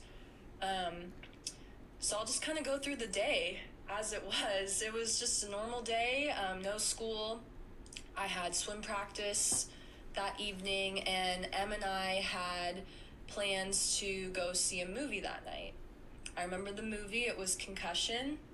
To this day, have not seen that movie, and I have no desire to see that movie because that was the movie that we were gonna see, and I know I could get over that, but it's just one of those things. What should I say? January. So we had plans to go on a date that night, and I'm at swim practice, and it was gonna kind of be pushing it, so I was really eager, really excited to get done with practice. I remember literally like rushing my cool down, which, if anybody knows that term as an athlete, your cool down is like your recovery period, and it's when you go really slow and flush out your muscles and stuff like that. I like rushed my cool down. I'm like, I'm getting out of the pool right now. I'm excited. So I get done with my practice, and I grab my stuff, and I rush out of there. And one thing that I didn't do that like made all the difference in the timing of me finding out and my reaction was that I didn't check my phone. I don't know why I didn't check my phone leaving practice that night, but thank God I did not, because at that point things had been discovered. And Weirdo in chat who likes watching Bob's videos, I don't know how confirm or deny whether or not he has sent you here to bother me. I mean, it's 2015, so people weren't as attached to them, I guess, back then. But like, I was so excited. The point is, I was so excited January to schedules, January go on our date that I just didn't worry about content. it. Threw it in my bag and got my car and drove home. So plans for January. I get home and I noticed that my dad's truck is not in the driveway. My mom's home, my brother's home, my sister's at volleyball practice. So oh God, I hope not. I get home and awful. I'm in the garage, and my brother opens the door. And my brother is a very unserious person, I would say. Like, he just jokes around. You know, growing up, he was always very silly, and he would just say stupid shit. And it wasn't abnormal for my brother to say stuff that I'm nervous was like, for her. what the fuck did you just say, kind of thing. So he comes outside, and he's just staring at me. And I'm like, did he what? walk in on them? And he goes, Em had sex with Mom. And I stood there, and I was like, it didn't even hit me at that point. I was like, you're joking. And I looked at him, and I'm like, don't say that. And he looked at me again, and his expression didn't change. It was just stone cold. And he says the same exact thing. He goes, Em had sex with Mom. You need to call Dad. And at that point, I can feel my heart like start pounding. Yo! I'm oh my God. the type of person, and I think I've always been this way, but I'm the type of person where I'm like, I'll believe it when I see it. So that's crazy. I'm still denying what he just said at this point. As and most would. He goes back inside. I'm in like a total state of shock. Like, I don't even think I'm processing the fact that what he said was what he said. Like, that happened. it was like, that is so crazy. I'm so confused. Like, there's no way. Like, it just doesn't make sense Right. to me. Oh my god. So I call my dad, and my dad immediately picks up, and he is, like, dead serious in his voice. You know, and you can just tell. Bruh.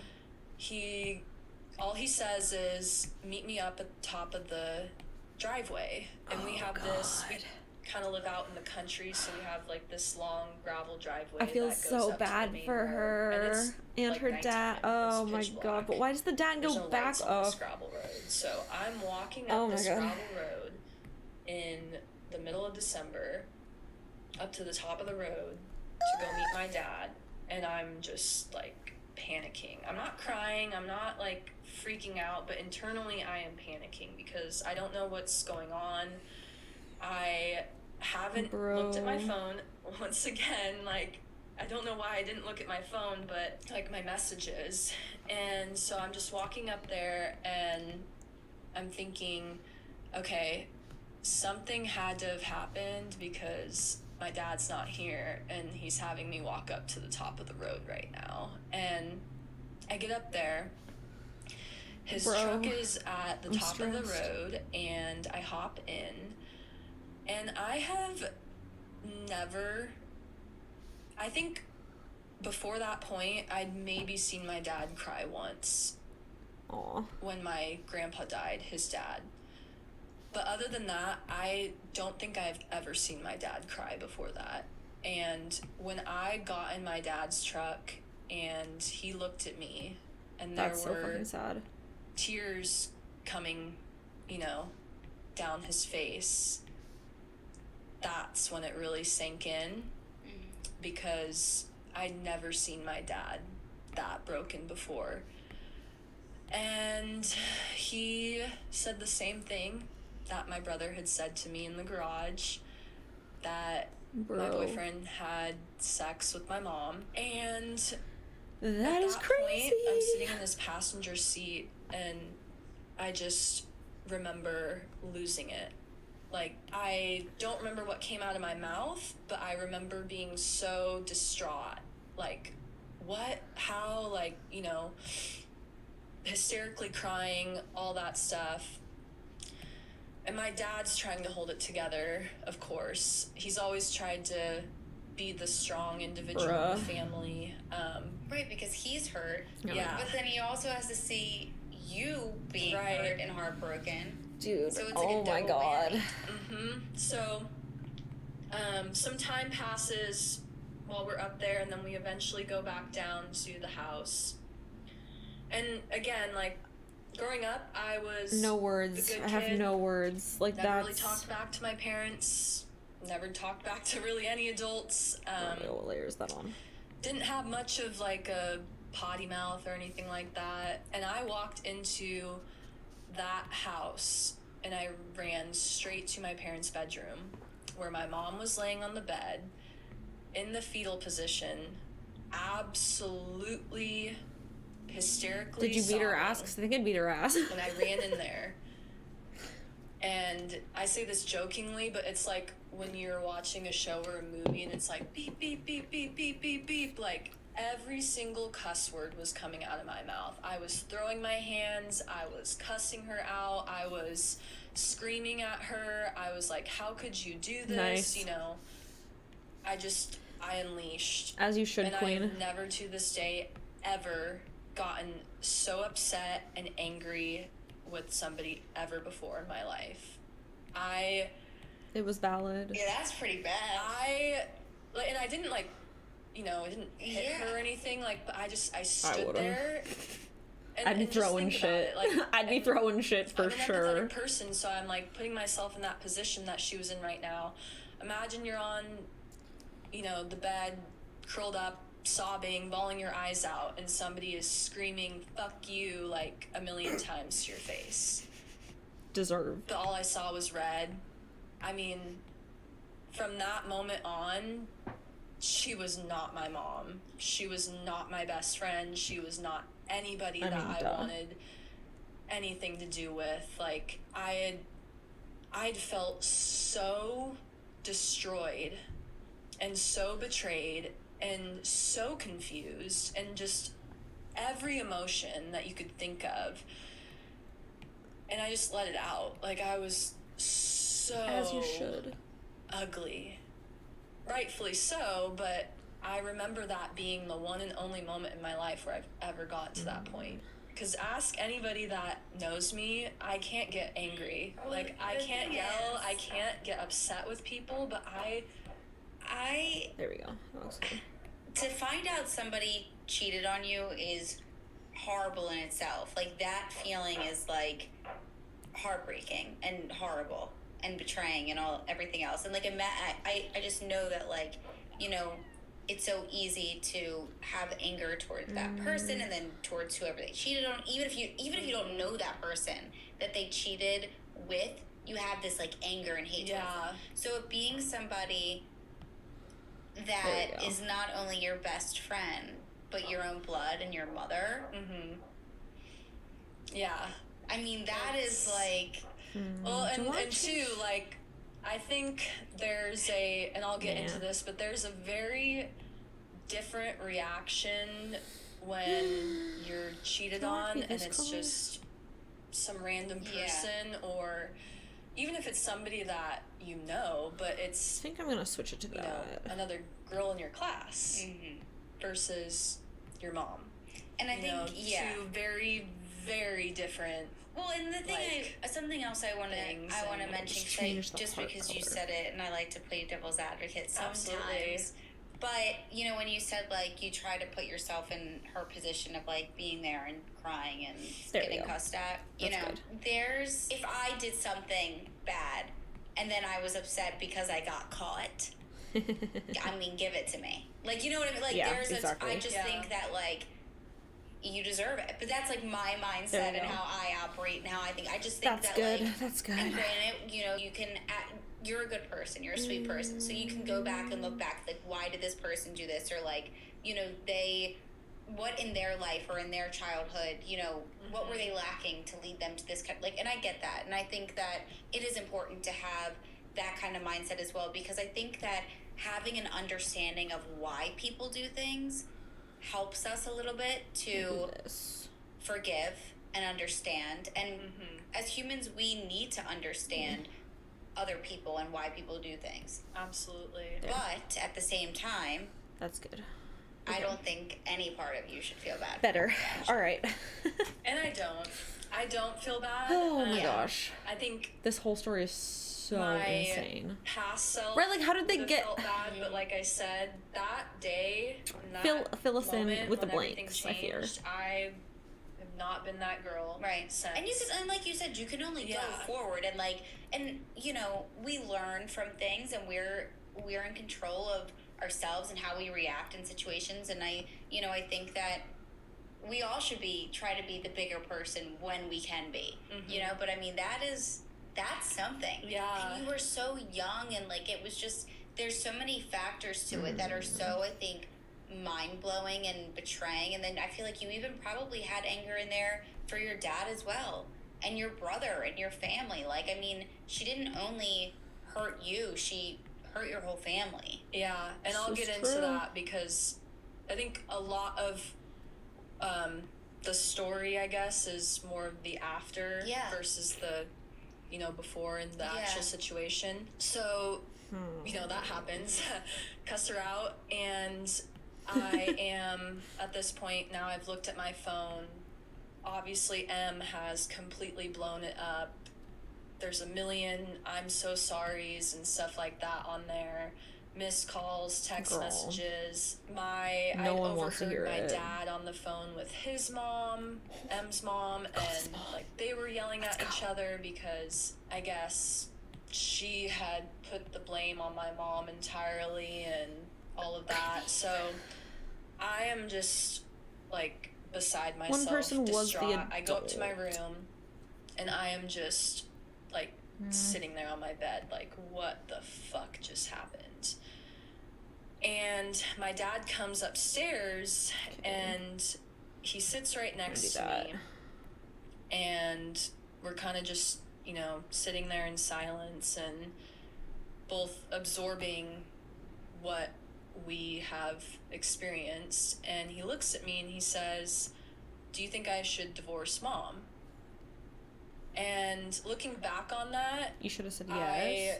I understand why he asked me that question, but Did you say yes? I am a firm believer that you know, kids shouldn't get involved in their parents' For sure. But did you say unless, yes? You know, Because certain circumstances require it. These are the circumstances, But by the way. These are the it type of wasn't my circumstances that job require it. to tell my dad what he should do with my mom. I knew that right in that moment. it's never too late to say didn't Merry want Christmas. to Hello, tell my Ooms. dad what to do about his relationship. And I don't know why. Yeah, Mom definitely wanted to feel young, and she started dressing like her too. Felt like I needed to think about that over how I was feeling. I think that's just who I am as a person. I tend to think about other people's feelings before my own. And I remember just sitting there next to him, and I said no. I don't know why I said no, but I said no, and I just remember being so sad for my dad that he had to be in the position to not only address his own needs. Yeah, but Mom's mine, definitely the bad guy. And it had to do with his own wife. And I felt like he really wanted to protect me, but by me saying, like, I don't think you should divorce her, or however he perceived it, like, I wasn't going to be telling him what to do. Ultimately, I think to this day, that really speaks volumes about our relationship, because he, again, like, wants to take care of people before he takes care of himself. So when he came to ask me that question, it was like he would have done it if he had to for me, you know? And I couldn't sit with the fact that I was going to make that decision for him. So I guess that's why I did tell him no. So, I mean, that whole night, I mean, obviously I didn't sleep. We were on the phone with M and his mom, and just going back and forth, you know, like what the hell?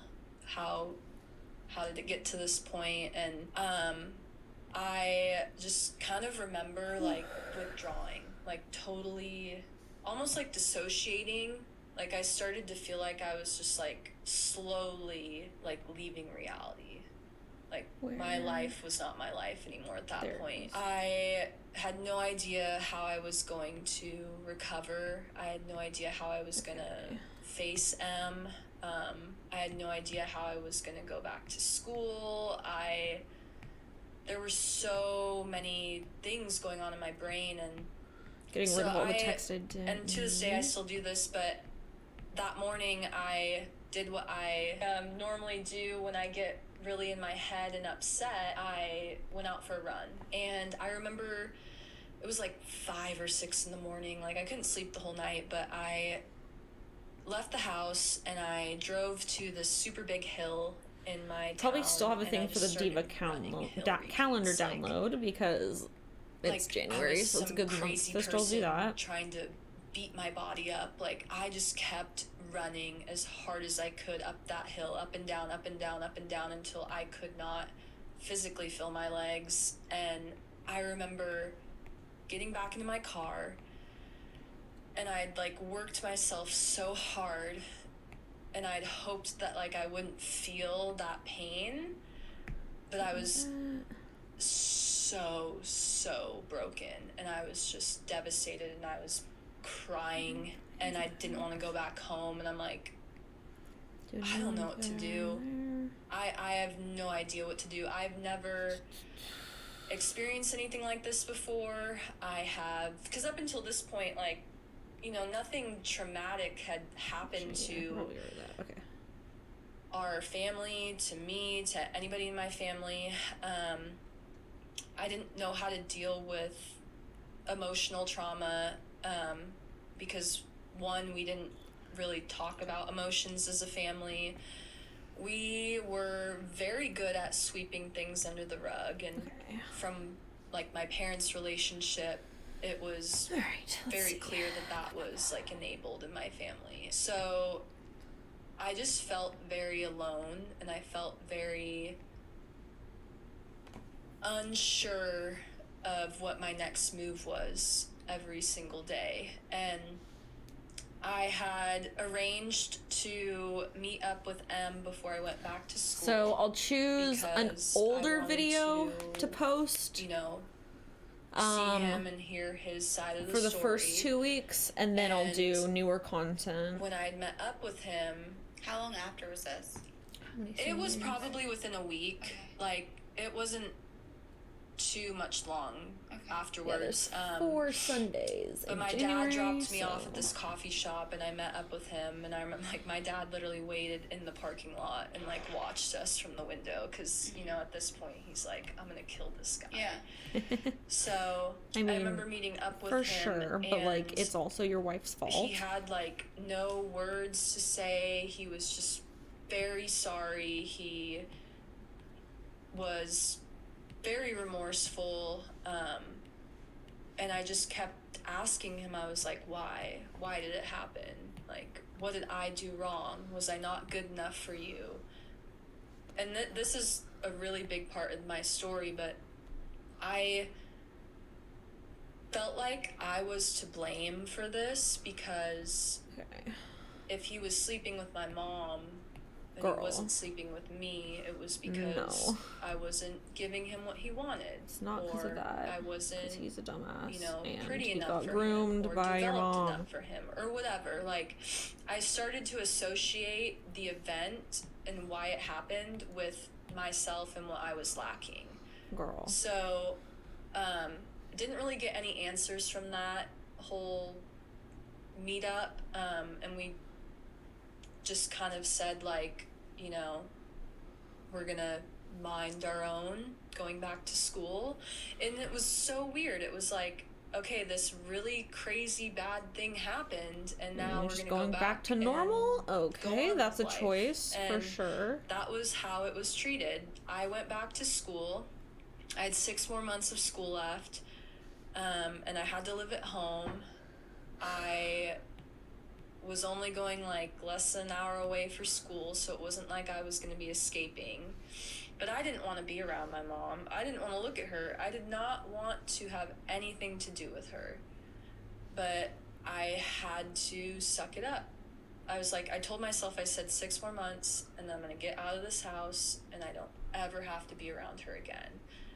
And so I went into survival mode for the rest of my senior year of high school, and I just put my head down and tried to make it through. I remember going back to school, and I didn't think that it was going to be something that everybody knew about, but where I grew up and where I lived, it was not like a small town, but it had a very small town like dynamic where everybody knew everybody's business, and stories spread like wildfire. So I get back to school, and the very first day of school, the librarian during passing time approaches me. Mind you, I've had maybe 2 or 3 conversations my entire 4 years at this high school with this librarian. I don't know anything about her, and she approaches me like she knows me and is so concerned for me, and she pulls me aside and she's like, Brooke, I am so sorry about what happened. And I remember looking at her, I wonder, like in shock, like, how do you know? Like, if you know, then everybody else knows. And I just looked at her, and I remember I like just was frozen. I didn't know what to say, and I felt like tears were welling up in my eyes, and I couldn't get out of there quick enough. And so I was on my way to class, and instead of going to class, I ended up going to the bathroom, and I just bawled my eyes out. I was like, I am not gonna make it. Like, everybody's gonna know. I still, Dude, I feel at this so bad for point, her. so the way that our terms worked is like, we had Christmas break, and then we had a few weeks after Christmas break in January, which is when finals happened, and then the new semester started, so I would get different classes. So I still had a couple weeks of having a class with M, and I couldn't leave the class because it was so close to the end. I also couldn't neglect the class because I'm trying to be valedictorian. I still have all of these things that I have to accomplish by the time I leave high school.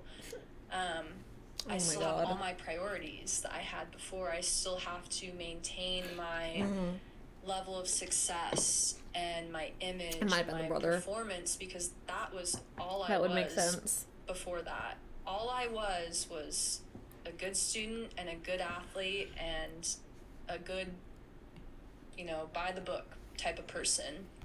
There wasn't much variance to me. And I just remember, like, I just, like, dissociated every time I was in that class. I wouldn't look at him. I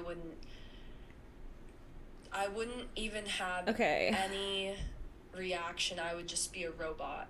And then I would leave, and I would go to the bathroom, and I would cry before I went to my next class. And I would usually cry on the way to class. And I started to, like, become very closeted in how I, like, processed my emotions. So I would be very content, quote unquote normal and cool around other people and pretend like nothing's wrong. And then when I was by myself, I would break down. And I had nobody. I mean, I told none of my friends, like myself. Obviously, everybody knew. I told none of my friends. At this point, I hadn't talked to, like, my dad's side of the family, who I'm close with, about it. I had nobody that I could go to. Did you talk to your mom at all, or no? So, I'll get into that, Okay. like, and this is how I, like, discovered what was happening. Was I eventually had to just be like, look, you gotta tell me. But at this point, like, at home, retired you were just content. Yeah, I was trying to, like, I would Avoid. First I'd 2 go to days. practice. I would spend as long as I could at practice. I would get home. I would eat, shower, do my homework, stay in my room, like, as little interaction as possible. Were you talking to your siblings at all about any of it?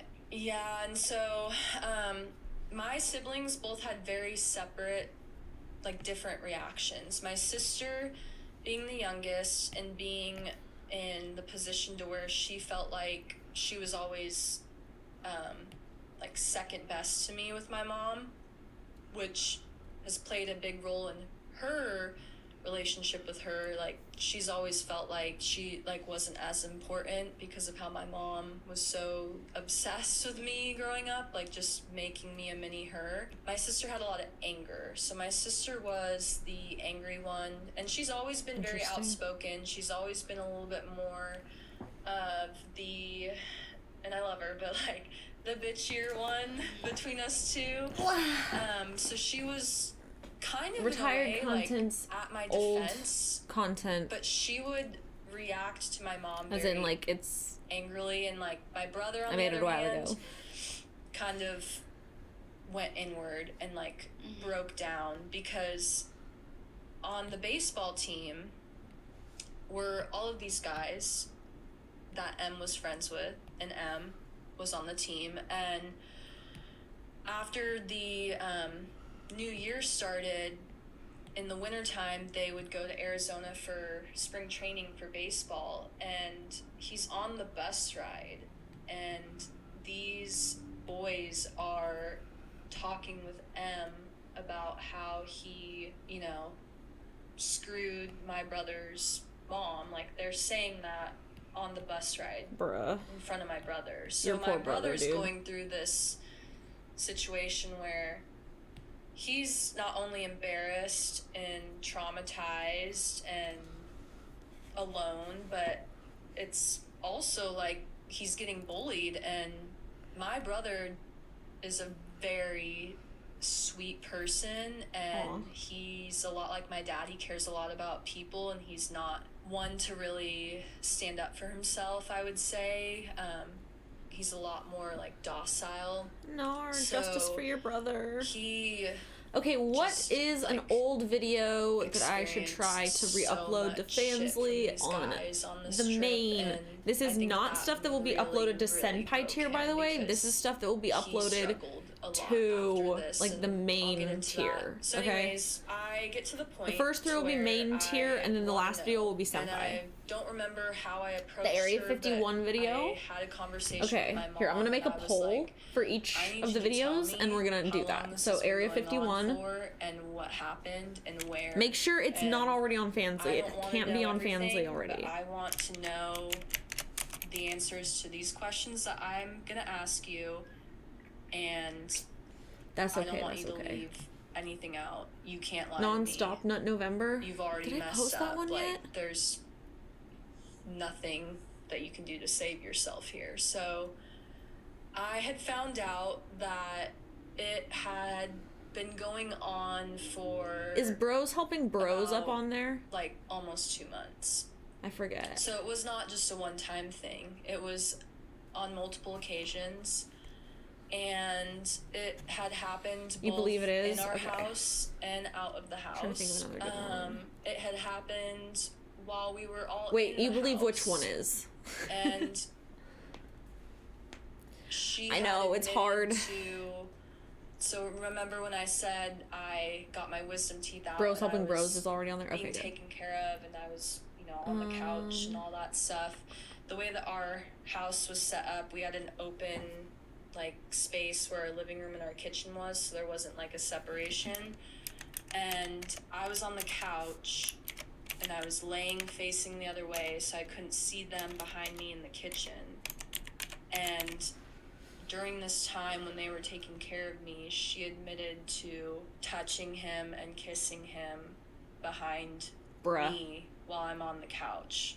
I mean, literally like a couple feet behind me. I have no idea any of this was going on. I found out that it had happened, literally he would leave my room, say goodnight, and send his way, or he would be sent out, and on his way out, What's another one that was on Pornhub that is not on Fansly? Meet her at a location in my house and see her, and stuff would happen. Nobody would be home, and he would come over. Was he a virgin or no? The workout video? Okay. Yeah. No, he had That's I think he not had on Fansly? one girlfriend before this, and she was older too, I think. I think she might have been a year or two older. And did she tell you, like, why? Did she just say, oh, I just liked him? I'll get into that. But yeah, there was another situation that I vividly remember. Like, looking back on this, I'm like, oh my god, how did I not know?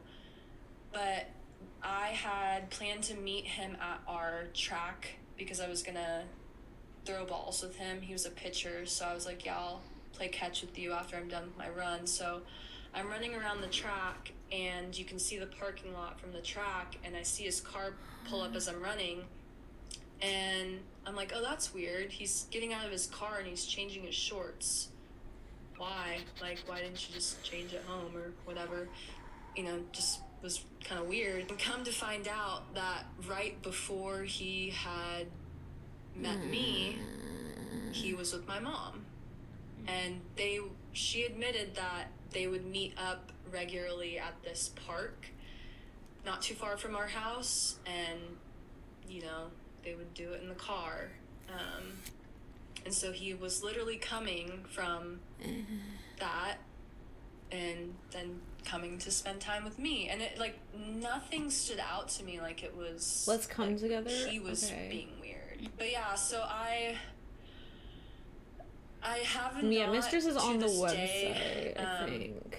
Wanted to ask about everything and wanted to know about everything. I'll write the sex ed on here. I'll put the truthfully, sex ed on I there. don't want to know. It's really obviously disgusting. which video to me should I- and really hard should to I think post? about, but Which one should I think post? what was more important to me was not necessarily what happened. I'll add that but for the why next it poll. happened, like you said. I've always been like a why. After you guys kid. finish this poll, Like, I'll ask do another anybody that poll knows for the me, next one. growing up, I was always like, why? Like, you ask my boyfriend, and he's like, I'm not Google, and I'm like always asking these random questions, like, why is it this way? But I'll probably put the other ones on I just wanted to know to why. Why did this happen? um What was my role in it? senpai tier. And how can I like fix this? Like, because I've also always had that fix type of mentality where I have to fix everything. I have to take care of everything. I think Have part to of that find is the because I was sex the ed one. oldest, and the other part of that was because I kind of had to be in this position now to where like I didn't have any support, so now I'm just gonna try and figure it out. And my mom's Nice. this is my mom's reason. I found behind the it all. list So of all of the she videos that were on my Pornhub. saw a therapist after this had happened. Ooh, is the diva And one up? she says that her therapist The told diva- her that she had basically a dissociative episode and that she didn't understand that what she was doing I was need right. to find all Or the old videos. The right but versus wrong. What she was doing was not right. once I And find them all, she I'll didn't be understand that. unstoppable. Which I call complete bullshit on because where does this is a good therapist. Yeah, well, and just a side note, like I ended up studying psychology in college, and I've been in therapy myself, and I know that it only works if you tell the truth.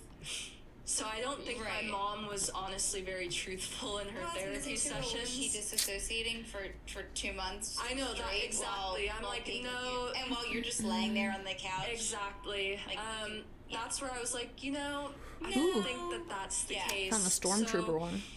what I come to find out Okay. is that Well, I knew about my I've got a lot mom's of ones I'm gonna childhood, I knew about boast. my mom's I'm gonna upbringing. post. I knew how she didn't have I need to find the a sex ed mom one. figure in her life, and that she had a lot of Is it? issues. She also didn't ever talk about her issues. We never really understood Whatever, I'll why find a she copy of was it. the way she was. She, aside from her, The site has the has it. neurotic Cool. exercising behavior, she had Cool. All right, I'm gonna end the extreme poll OCD in a sec with here. cleaning, and it was so bad that like if we were eating, she would be You guys have the other two so tied. quick. God damn it. If Okay, we I'll had put the other dropped two a on the next single poll. How crumb, about that? She would take out the rags and the wipes and clean up around us So while we're sex eating. ed. She'd be vacuuming, sweeping right under us as we're eating. She didn't let any shoes in the house. I need to find it. Like, everything had to be tidy and orderly every time we left the Okay. house. Like, she was so obsessed with cleaning, and you could tell that she had several behaviors that indicated she had OCD. So I say this with a lot of love, but you've got to be very, very messed up in order to sleep with your daughter's boyfriend. It's not just Okay. these little issues that you have, or Next one. you were diagnosed with this. Like, this is her whole life piling up on her, and all of her traumas that she never addressed that came out in very deliberate behavior that she chose to do. And I just don't believe that you are Bro, you better not. All right, chat. I think I've had enough of my messed up in Sprite some that I way, have to piss. because any So I other think we're halfway person, through. I think I and, want to pause really older fast and women, take a piss mothers break. that I've told And this story then to, I any can come other back person in and that whatever you guys have position, chosen, like, hopefully they it's not a can't fucking even tie. comprehend doing that to their child. Um, Like, if we I will have a kid, do. if I have a daughter, All right, so pause with me. I can't even On imagine 3, like 2, even 1. thinking about Pause. Okay. Okay. I'll be right back. If you tie, you get on. No. No. I'll be right back.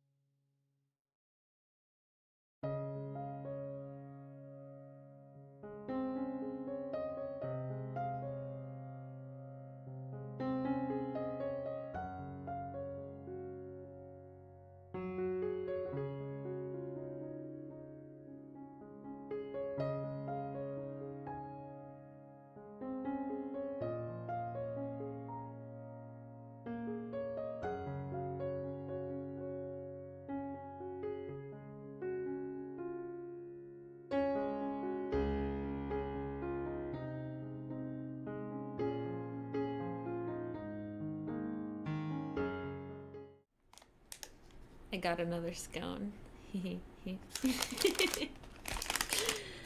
They're so fucking good, chat. I'm addicted. And my fiance got like 10 of them. It's a problem. Ooh, okay, Area 51. Let's go. Looks like it's winning. No one wanted the airplane video? Wow. Well, hello. Hello, Stoke. Okay. Let's play or resume in 3, 2, 1. Play. Something like that happening. Well, And there's that aspect, but even just there's a very twisted aspect to the age difference. I need to think of an old a photo set to post also. Is there like any snap sets or things I didn't do a video with that I can post as the photo set? Because the older videos I didn't used to take a photo set with them. A little bit of a gap. And unfortunately, and this is the I mean thing, not Area 51. He turned That one 18 does have it. in October, and I don't know if it. I actually don't think it happened before then. But because he was 18, my mom didn't have any, I guess you could say, legal consequences, because what ended up happening was my mom was a teacher for the same school district. She was an elementary school teacher, and because she was a teacher in the school district, and Em was a student of the school district, his mom reported my mom, and my mom lost her job. So that was also a big W issue his at mom. that time in my W life. his I was mom. working because of this, and I know. I could always think remake it, she just honestly. felt like him being younger, it was. I could literally exciting. always It was, redo it. You know, this younger guy making her feel good about herself, making her feel young again, making her feel seen. Do you know? Did you ever find out like who kind of like started it? Like if she kind of like. I didn't. Okay. I think. Like it just makes you wonder. Like Yeah. I just think even too like when you're a child, like that's scary. I feel like to like you're taking some risks there. You know, it's like I feel like even if you get that okay from the older party of like okay, like let's do this, like. I don't know, just kind of putting myself in the shoes of if I was, 18 years old and a 40-year-old guy was like, I just, like, I'd be pretty nervous. Yeah. That's good. And I can touch on that because I think I'm ready to kind of jump into the whole after effect of this all, because that's what I'm, like, really passionate about speaking about. So... Like I said, it was survival mode from that point on until I graduated. I had the worst track season of my entire life. I was running times that, like, were not that of somebody going into a Pac-12 Division I program. I was running slower than I did in middle school. I was so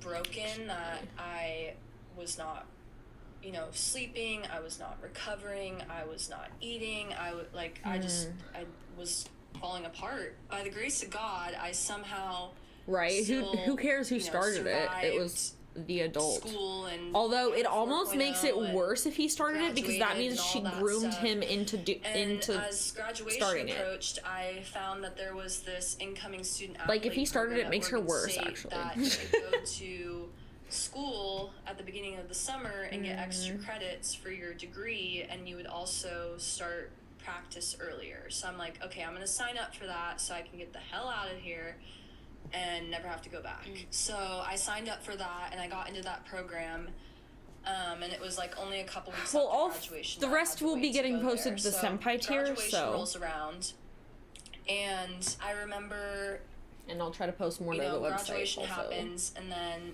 we're all standing outside of the some old, whatever it was, the let me look and see what old building that we graduated from, and M's grandparents came up to me. Snap sets.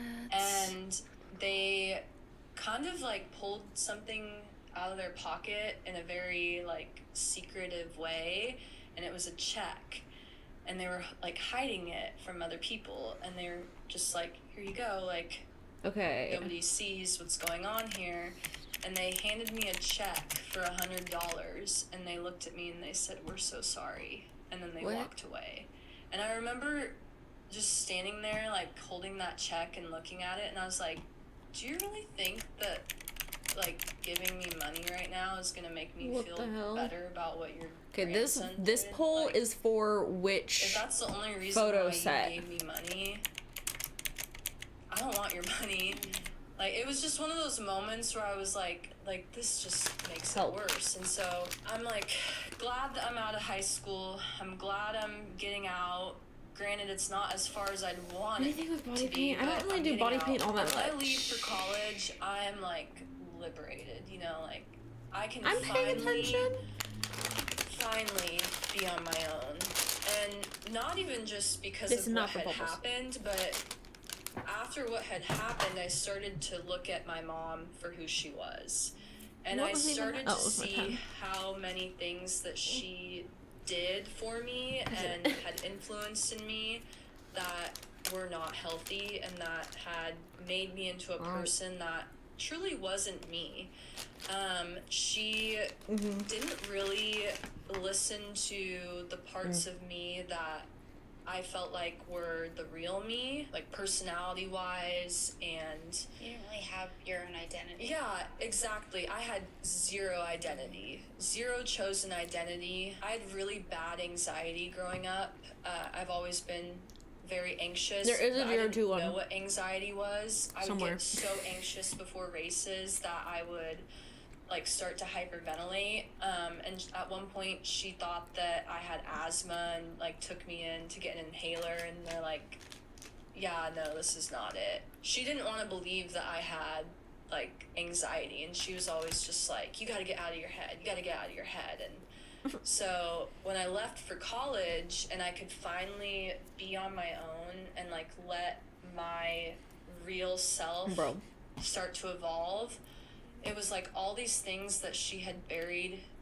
You have to choose one. Me just came to the surface, and I had no idea. You have to choose one of them.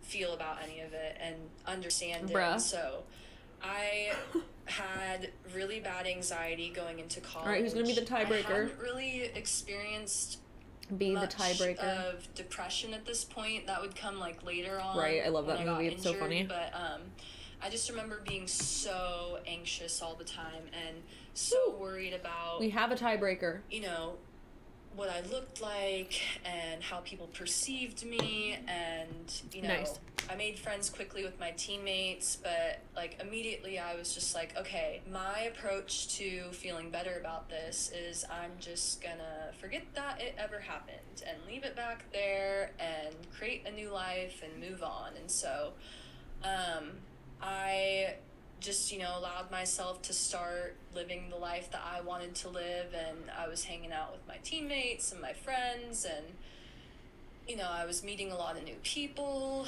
and I was exploring and just doing things that you do when you go to college. And because I had never experienced that level of freedom, I think I took it a little too far, and I started partying, not excessively at this point, but like in my head it was, you know, a big change for me because I'd never done any of that stuff when I was in high school. Like most of my peers had already, you know, experienced drinking and smoking and going to parties and just being a normal teenager, young adult. So when I discovered like how I could feel an escape from these things, I became obsessed with it. And it was like that high, you know, that thing that I would look forward to, like, okay, I feel really shitty about myself right now, but I'm gonna go out later tonight with my friends and get dressed up and feel pretty, and we're gonna have fun, and life's gonna be good. And all this time, like, I eventually opened up to some teammates. I had even opened up to my coach, which was a huge deal for me because I felt so like embarrassed because he had met my parents, and I'm like, excuse me, you know, if he's gonna hear this and think differently of them, you know, is he gonna think differently of me? Is he gonna treat me any differently? Which he didn't. I really appreciated how much he cared for me in that time in my life.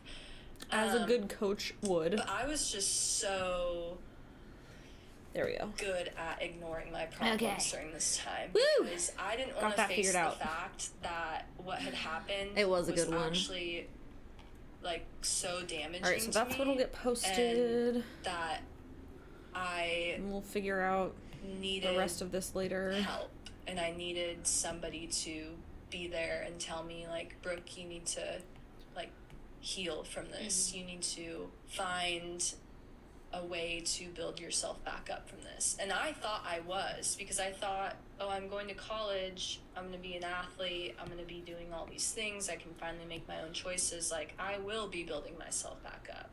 I'm going to meet new people, I'm going to, you know, have new relationships, I'm going to rewrite my story. Well, all I found myself in was, like, night after night of being in tears, wondering why I feel this way, and just living in this, like, constant state of pity. I ended up getting hurt my freshman year, and I had to redshirt, which isn't abnormal for student athletes their first year of college, but after that, I had really struggled to come back from my injury, and I ended up having the same injury on the other side. So I got a stress fracture on the head of my femur, which is the that part sounds of your, fucking like, painful. femur that inserts into your hip. And one thing I didn't know, but I learned later on, is that you hold a lot of trauma in your body. And I find this so interesting, but your body holds trauma in certain places, and those places typically have a meaning as to why that is being held there. And I've learned that women especially hold their trauma in their hips because This is not true, it's by the way. This an is a emotional pseudoscience. place Do not for listen them. to this. This is Like, all complete I've, fucking you know, bullshit. done yoga classes before. I've Like, been yes, you do stretched out, absolutely and hold I've trauma literally in your been in body, but tears not like that. because Not I've like had that. so This is much, something like, that chiropractors stored tell there you. that when you release And that's it, a it just kind of, pseudoscience. like, all Do comes not out. believe So I had it. hip injuries, and at that point, like, it had been, I was a That's sophomore at this not point. how this works. I hadn't competed at all. I had been hurt. My body Yeah. had changed. I had hated complete myself. bullshit. Because again, I'd said, like, you know, I got hurt and I got healthy. Quack. They're but quacks. in my mind, like, I looked at myself and all I could hear was, you know, my mom in the back of my head, like, you can't run like that.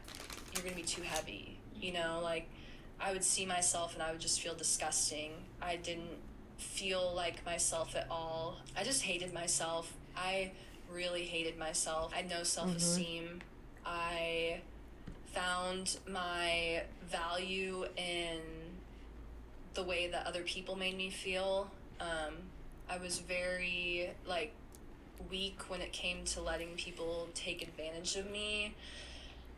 I wasn't, like, somebody that would just go sleeping around, but if the opportunity presented itself, I took it because I just felt like it was one of those, like, quick fixes, you know? Like, I'm gonna feel good about myself in this moment. This person wants me. You know, this is how I am gonna be seen. And I think a lot of people can relate to that. I think when you go through a situation that involves infidelity and involves people, you know, betraying your trust with physical intimacy, I think that starts to become a thing in your mind that you use as a coping mechanism to feel better about yourself. Because if it happened, and like I said, if it happened and it was because I wasn't, you know, good enough for him or whatever, like I told myself in my brain, I thought that I needed to get to a point to where I was confident in myself doing this and I was good at it, and I wouldn't have to, like, leave a situation like that knowing that, like, I you know, wasn't good. And so, like, I made it like a point to be that type of person, and it wasn't like I was outwardly seeking it, but I would really, like, do everything I could to make sure that, like, I'm gonna have a different discount this month. Desired. And so It's a little bit this year, I but was really invested in, like, just getting people's attention for that reason. And I thought that, you know, if I ended the night with somebody, or if I, you know, had a little fling or whatever, like, that meant that I was desirable, that meant that I was a good person, that meant that I was seen and that I was special. And I really felt like my value came down to my physical appearance and, like, who I presented myself to be in that regard. So I ended up medically retiring from track, and once I did that, I just totally full-blown party girl at this point, and this is where it really kicked off. I was living with one of my good guy friends from college at the time, and he was in a frat, and so I would hang around him and all of his frat buddies. And, you know, at this point, like, I'm not doing anything that I would say is, like, just crazy, like, drinking and drugs. But for me, again, like, this is all for me, is somebody that was very by the book and never deviated from being, I'm gonna do daily, like, healthy and senpai posts again dedicated to this doing the month, right so that I thing. can get more stuff This was, posted like, on there. a big change for me in my personality. By the way. So I was drinking, I was smoking, I was just kind of fully diving into that lifestyle. I was hooking up with people, and, like, my whole existence just depended on feeling like I was desired and I felt good. And I never looked at myself in the mirror and said, like, I need help. I need to address the pain that this situation has caused. I need to address the pain that my mom has caused. I need to understand who I am, like, create my own identity. Like, none of that was on my mind at the time, because I was still in the state of survival. I was trying so hard to figure out how I could feel better that I ignored all of the real problems. And all while this is going on, I'm not going home for the holidays. I'm not going home to visit.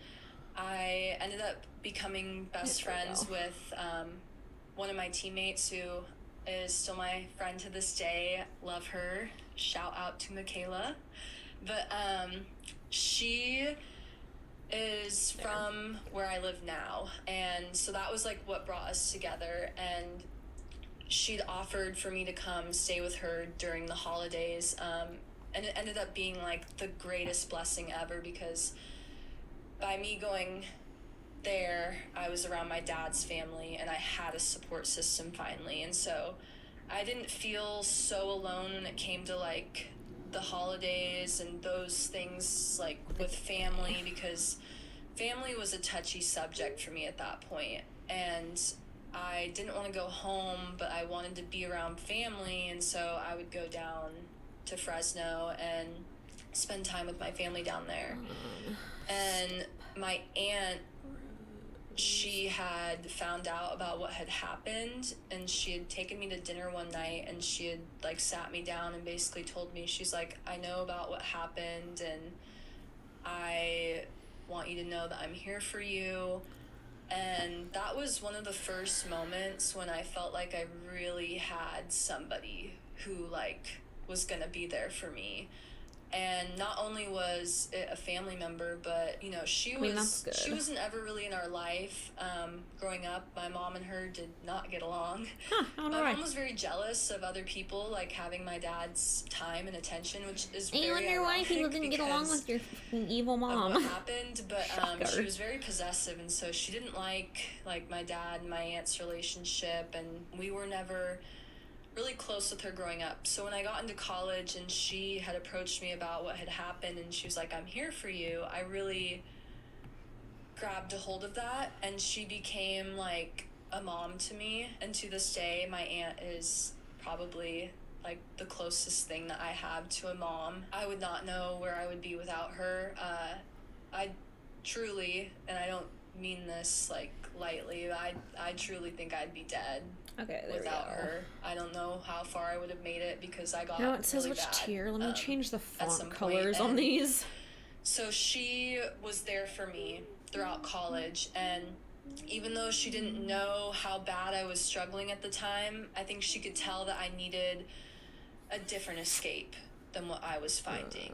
And so I would go visit her, and I would go camping, and I would go hiking, and I would just do all these fun things with her. And it was like, you know, stuff that I wished that I could do with my mom, because every time we were together doing these things, we would talk, and we would talk about life, and we would talk about the situation. We would process my thoughts and my feelings and my emotions, and she kind of became like my therapist, but also like my confidant. And I started opening up to her, and I felt like this strong bond growing between us. And I don't remember where like it really became clear to me, but I was like, this is what it's probably supposed to feel like between a mother and a daughter. And I've never felt like this with my mom, because my aunt really saw me, and she cared about who I was and what was going to be best for me. That was good. And she did everything she could to help me get out of these really dark seasons of my life. And she what should the discount for this month be, by the way, chat? To this day, and really was what should the discount very, very key person in me finding my identity. So my aunt's kind of doing this stuff for me, helping me, you know, enjoy life again, I should say. And then I'm also kind of going through my little party phase and ignoring my problems. So got like a good on this hand and a bad on this hand. And my junior year rolls around, and I'm getting to the point to where I'm just like getting tired. And you know, when you start to like find that you're tired of feeling the way you're feeling and you need a change, well, it wasn't like I was thinking I need a change to get better and like really heal from what had happened. I just need a change to get away from all of this, because this stuff isn't working for me. I'm still not feeling any better. So oh my god, let me just, you know, what she said. Go run away and that's better. Do something else. And that's what I've always been good at, is running away and just escaping. So the end of my junior year, I'm like, I don't want to be in Oregon. Like, I need to get out. Like, I have one more year of school left, but I can't stay here. So I apply for this summer school job in Maine, totally like random. Like, I Googled like camp counselor jobs, and I'm like, that's the furthest away from here, I'll do that. And then got the job and went to Maine for 3 months during the summer, and that was probably the start of me doing something that was really good for my growth and my identity, because up until this point I had no desire to really be far away from like the world that I was in. I wanted to be far away from my family and my mom, but you know, I'd made friends, and I had kind of created this little bubble that made me feel good about myself. And so it was really scary to like go to a completely new place across the country, and but girl, you need to get away from that shit, like, oh my god. But it was the best thing I did for myself, and it's probably a big reason why I am the way that I am today, is because I put myself in the position to be so scared and to trust myself and only myself, that I was making a decision that was for me, and nobody else was deciding it. And so I went to this summer camp. I had so much fun. I feel you, Pips. It was like one of the best summers of my life. I made some of the bestest friends that I talk to this day. And when I come back, I'm like, you know, in my head, I feel like I'm a different person.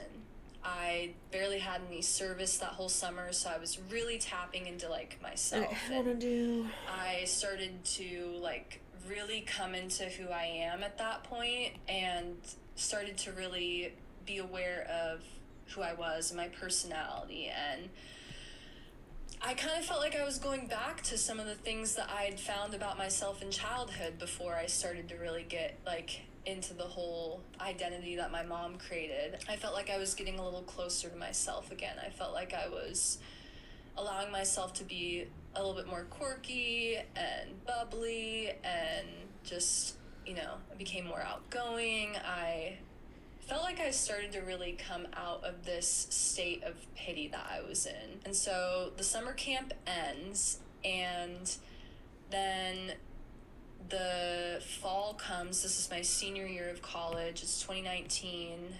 Keep in mind the next year's COVID. So I had plans to go back to Corvallis after that. Well, when Actually, it's not a stream we were at the exclusive, what summer I'm talking camp, about. we didn't make much money, and I kind of blew it all afterwards when we were traveling, because we, as a group, some of us who became friends, we ended up going on, like, this 2-week road trip after the summer camp, and it was so much fun. Like, we drove from Maine all the way, you know, through New York and back, and did all these different adventures, and it was just so much fun.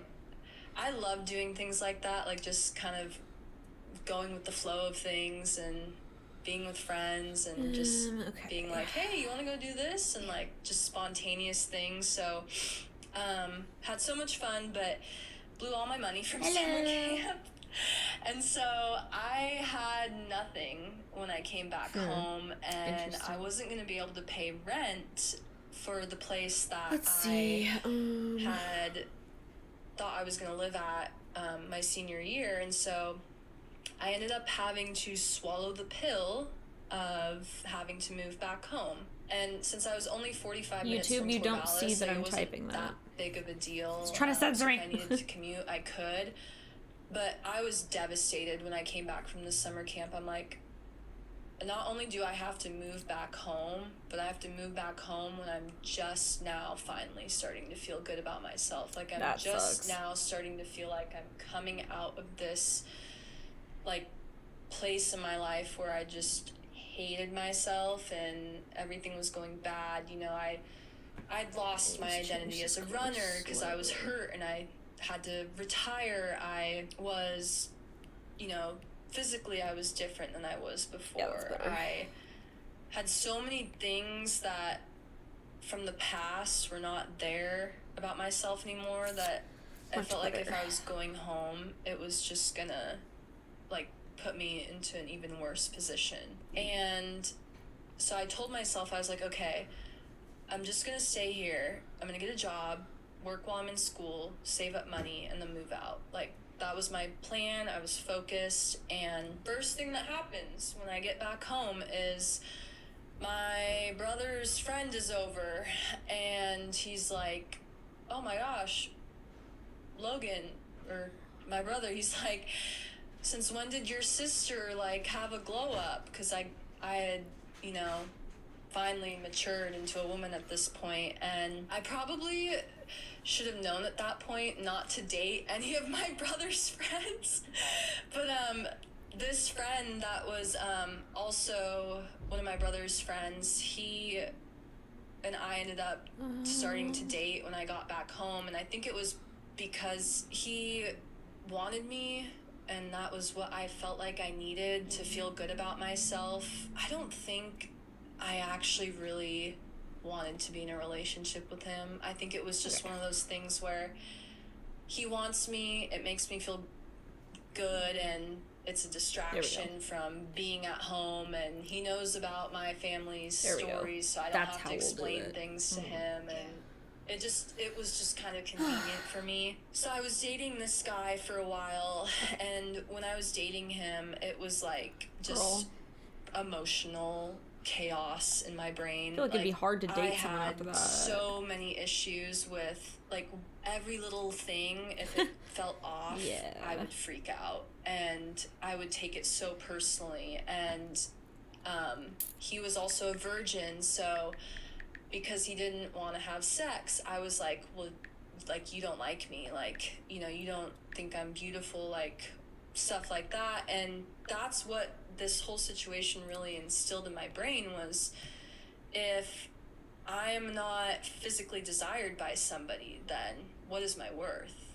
Because that's sad. This happened over sex. So clearly it was because I wasn't, you know, meeting that standard for my ex. So I have to, like, nail this now. Like, this is the most important thing to me in life, and it's what's gonna keep my relationships together. And so we dated for a little bit, and what should the discount we ended up breaking up because he said he couldn't handle my emotions, and that was a very, very hard pill for me to swallow. I guess we'll have to go up tonight, chat. At the time, I took that as, I am so much I think of a that we can burden finish top 50. that not only now do I have this, like, you know, insecurity over physical intimacy in a relationship and trusting people, but I also now have this insecurity over my emotions. And now, because I have emotional problems, like,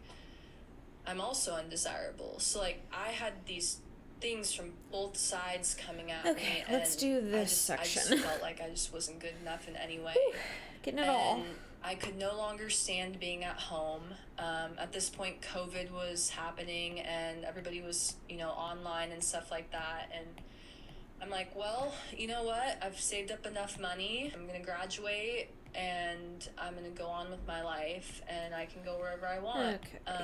So I left, and I moved a couple hours away to Central Oregon. Got random roommates that did not end very well, which... usually, I mean, it's hit or miss. I've had random roommates in the past, and it's gone both directions. This situation did not go well, and I lasted maybe like 3 months out there until I had to come back home again. And at this point, I'm like, okay, I am not... I can't stay at home, but I can't make it on my own right now. I was trying to apply for master degree programs. I got my bachelor's degree in psychology. So I went to get my master's degree in psychology.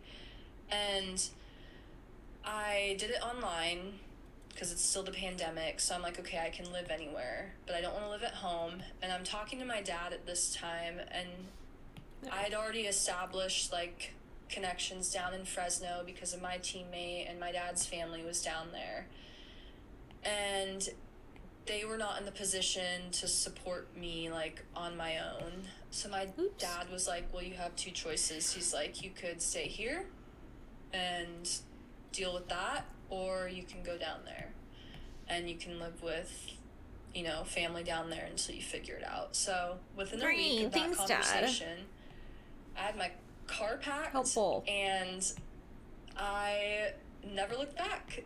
I haven't lived at home since. That was I mean, fuck living at home though. 2021. Sucks. I hate it. I think, yeah, because I've been down there for 3 years now. So I ended up moving down to California, and that's where I've been since. And I moved in with family for a little bit, and then eventually met my roommates that I live with currently, and, you know, got myself established and stuff. But when I moved to California, that was truly the start of me healing.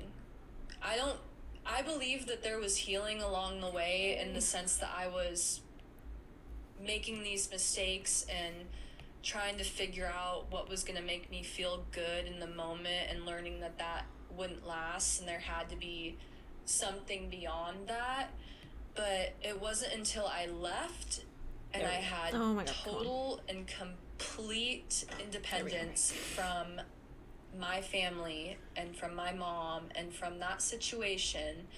Because even being in Salem, like where I'm from, I never went out. I hated being in public. I hated running into people from high school because everybody knew about it.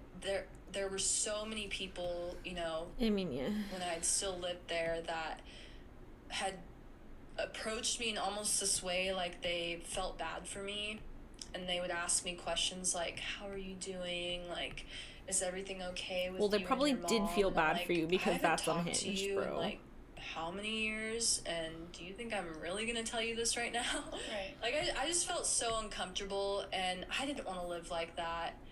And I just, again, like, running away, I wanted to be away from it all. And so I started a new chapter down in California, and I moved in with my aunt for a little bit, and she really helped me figure out how to trust myself and tap into the scary, ugly parts of me that I was trying to ignore for so long. She's the one that really encouraged me to start, like, seeking things that made me tick, and she encouraged me to do stuff that interested me, and That's really good. like instilled in me that it isn't about making you know, my mom happy or my dad happy or other people happy. It's about what's going to make me happy and what's going to be right for Brooke. And I really grew into trusting myself and doing things that I knew were right for me. I ended up getting really into traveling. I traveled a lot once I started living in California. Okay, it's 4:45 right now. And it's actually what, you know, what time is got it? me I don't want to run into late. the job that I have right now. I work as an event planner, and I travel like all the time for that job. And I don't think I could have been as eager to do this job if I hadn't started like discovering this part of my personality when I moved to California, and I just started doing stuff for myself. I really started taking care of myself. I was working out again and like enjoying physical fitness, not for like vanity, but just to feel good. I started to, you know, make new friends that had no idea about my story, had no idea about, you know, what had happened to me. And I just felt like I like had a fresh start with everything. Like I could be who I wanted to be. And the reason why I say that was more evident in California than it was when I was in college is because Oregon State was so close to home that there were still people that knew me. And this you is can't run away from it crazy. forever. I had a teammate that got asked Like, I get it, but also by a guy that played football for Oregon State, and he'd gone to my high school, and he had asked her, he had talked to her about it, and he was like, did you know this about Brooke? Or like, I feel so bad for Brooke, or something like that. And she'd brought it up to me, and I was like, what? Mm-hmm. Like it was just like I can't escape it. Yeah. So it felt so good to be in an environment where unfortunately, I get why you'd want to, but also anybody that could judge me based off of separate yourself. Yeah. And so I really fell into like a nice routine of doing things for myself and being adventurous and making friends. And you know, I was still having struggles with my mental health, but I was getting myself a little bit more in control. And I think where it really came to a point to where I was like, okay, I've done all this stuff, why am I not feeling better?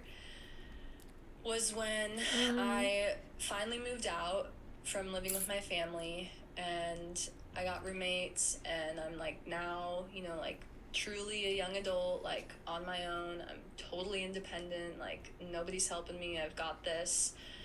I felt like I had no control. We'll do like a 75% my off emotions and how I could react to things. And remember how I said I would take things really personally? I took things very personally, and I just remember, like, seeing all my friends have these loving relationships and these relationships with their partners and with themselves and with their family, and I was so Right, that'd be a weird jealous of it promotion. because I couldn't be in that position yet, and I'd always wondered, like, well, I'm doing all these things, you know, I'm, you know, making a name for myself again. I'm creating a new identity. You know, I have a master's degree now. I'm living on my own. I'm, you know, working full time. The master's degree is a flex. Happy, you know, I'm Okay, I wanna doing all these fun put... things. I feel good about myself. Like, why am I not getting all these things now? Like, why am I not moving forward in life and doing better? Because I wasn't actually better. I ignored all of the reasons why I was emotional, and it was because I wasn't addressing the, like, deep wounds that my mom had caused and that this situation had caused. Yeah, like I was saying, you can't run from it. Very bad abandonment issues. I hated, like, if I was not chosen over another person, whether it was like a guy or friends or even family, like, that's crazy. I had, like, this immense amount of sadness if I was alone. Like, I couldn't be alone. I would just feel so sad. I had to be around people to keep my energy up. Felt like I couldn't focus. I would, like, just get foggy brains sometimes. I was just noticing all these different things that I couldn't control. And I hadn't gone to therapy at this point. I'd seen a therapist once in college when I told my coach about what had happened. He was like, I think you should see our sports psychologist. Well, I go to the sports psychologist. I tell her what happened. She's like, you know, going over the 5 stages of grief with me, and I'm like, I've learned this in school. I know what this stuff is. Like, I need you to tell me how I'm going to get better. Like, I want to feel better. And one thing I've learned is that it's I think not the an first overnight thing, stream and it's that will be Friday the not something 17th. that is linear. Healing is a major roller coaster, and it can be a lifetime. And I think it's more about the small steps that you take and recognizing, like, the small wins. So at this point, I felt like I hadn't, like, really truly emotionally started to heal. And I get to this point, this was last year, and, you know, I just got this job that I'm currently in, so I am, like, in my dream job. I'm loving it. I have great friends finally. I have, you know, set boundaries with my family. I've really gotten to the point to where I'm starting to feel confident about myself. And I meet this guy that I never actually, like, dated as, like, boyfriend and girlfriend, but we had been seeing each other for, like, 6 months or however long. And the reason why I bring up this relationship is because this was truly the turning point for me in recognizing how all of these years of the narcissism that I'd experienced from my mom, and the emotional neglect that I experienced with myself, and the ways in which my perception of love and perception of relationships and what it truly means to be vulnerable, like, it all came to realization because of this relationship. And so I won't go into the details of it because that doesn't necessarily matter, but I had found out that I was the other girl in this relationship, and it absolutely broke me. It absolutely shattered me. I was like, oh my God, it's happening again. Oh, like, another I'm not one. even dating Got this you. guy, but it's happening again. Like that feeling of I'm not good enough, and you know, I'm at this point now, like it's been 7-8 years since the thing between my mom and M, and I thought I was so like, far girl, away from it, but that I don't know if I'd say that that's the other feeling woman, of, but like, okay. betrayal and your trust being broken and a violation of Alright. I guess my We emotions. This. All came So, to a what should the head, new and videos for this month be? this Should I is when leave it I finally mystery? looked at myself in the mirror and I was like, I am not okay. I'm not okay to let somebody treat me like this. For this to happen, like I am not okay. So I ended up finally deciding to go to therapy, which was the greatest thing I could have ever done. And I am very stubborn and I like to figure things out on my own. And that's kind of what I had done for so many years. Is like I ignored the fact that I can needed, redo like, this. real help I could redo and this. a real understanding of what was going on. Yeah, I with say me. redo this as one of them. I'll do that as the Step Bros one. And I thought too, like, because I studied psychology, I said, oh, I'm gonna do this in school so that I can understand, you know, why people are the way that they are. I can understand why my mom did what she did. I can understand why M did what he did. I can understand, you know, the effects that it's had on me. It was almost like I was just trying to do it to take care of myself. Like I truly could have cared less about what career I went into, which also speaks volumes to like having no identity. I'm like, I don't know. Just know that I want to like find out more about why things happened. And so I was so against therapy, not because I didn't think it was good for you, but because I thought that I could do it on my own.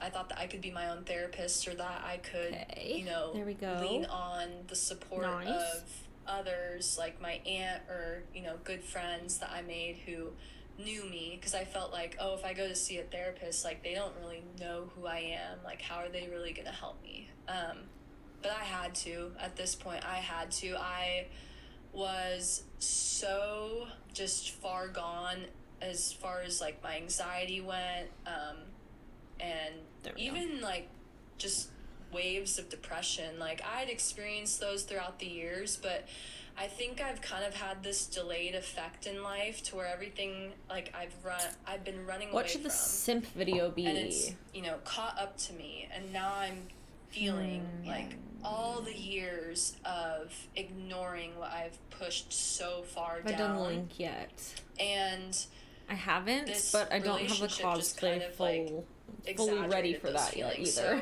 I went to therapy.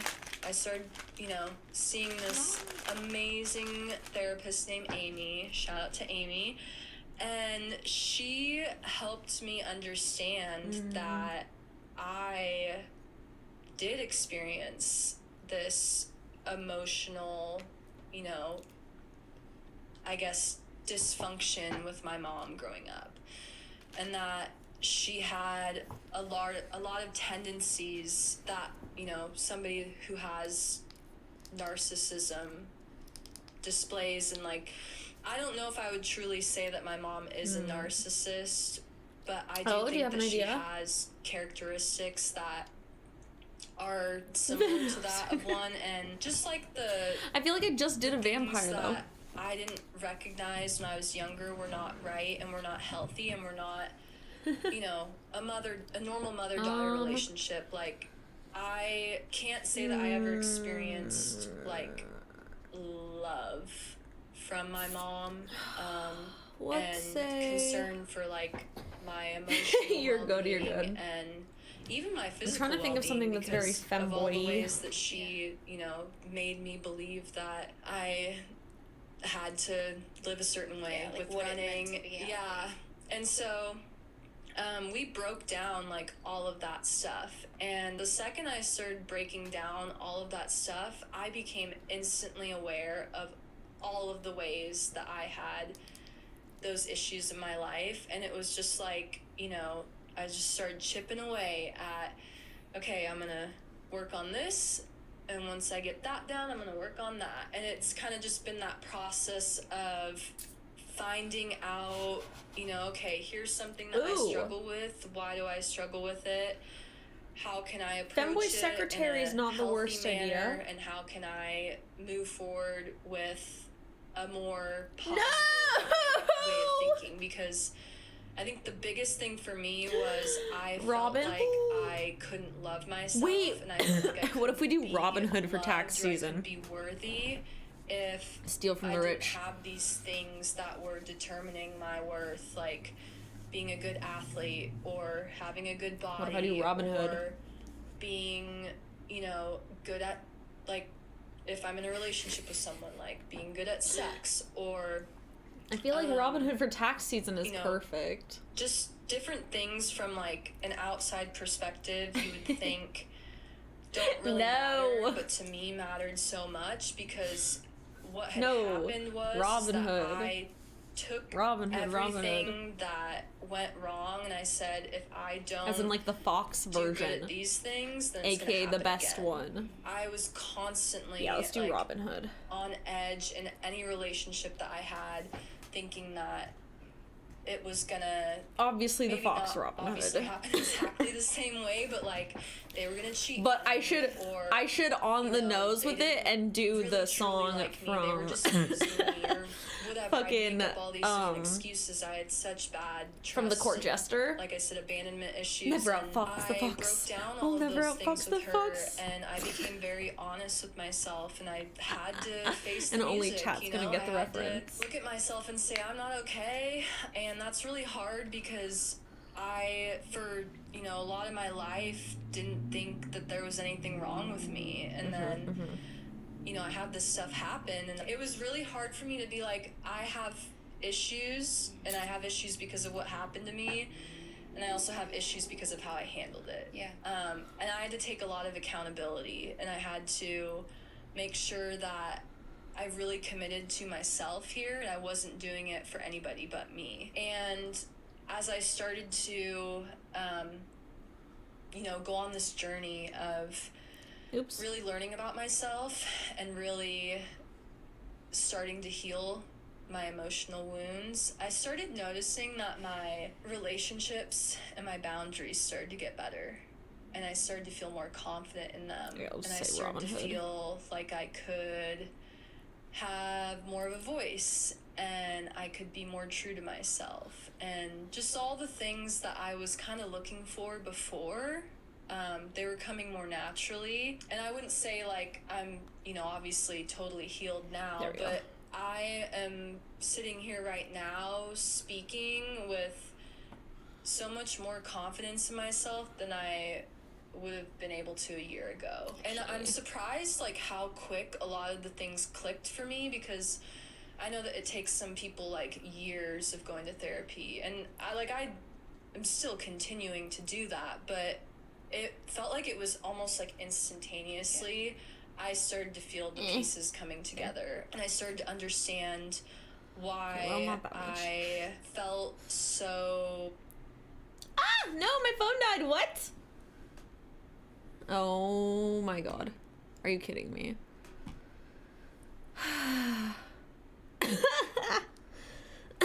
What the fuck? I didn't even realize it was close to dying. Bro, it didn't even warn me. It just turned off. Ugh, whatever. We'll find something different once my phone comes back, because I feel like that was almost over, and also because I don't want to have to find the timestamp, honestly. This is gonna be really annoying. Phone said no more. My phone said shut up. Like, Jesus Christ.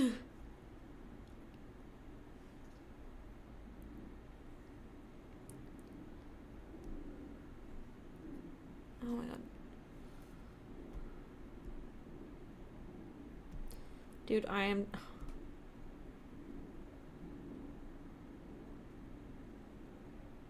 Let me select shit.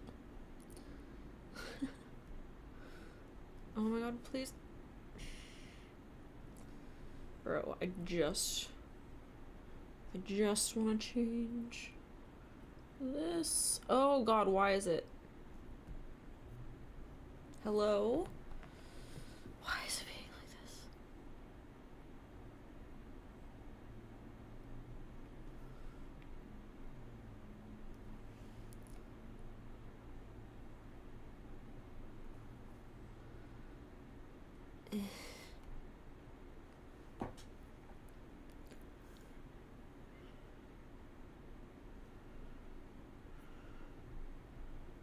Okay, I'm just gonna. Oop. I'll just do that. Whatever. I don't care. Annoying. This needs to be a different color though.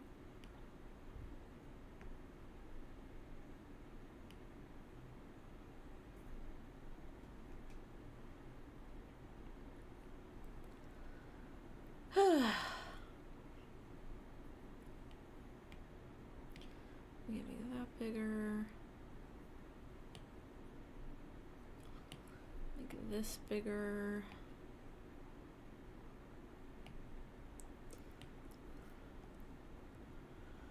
Okay.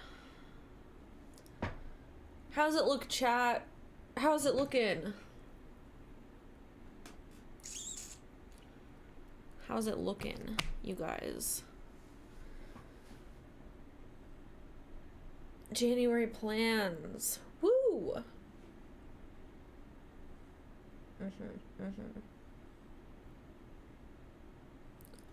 Spanking therapy? What?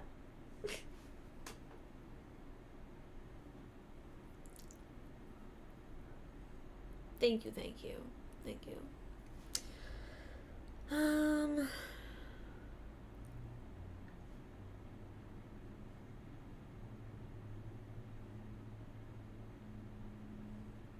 All right, cool.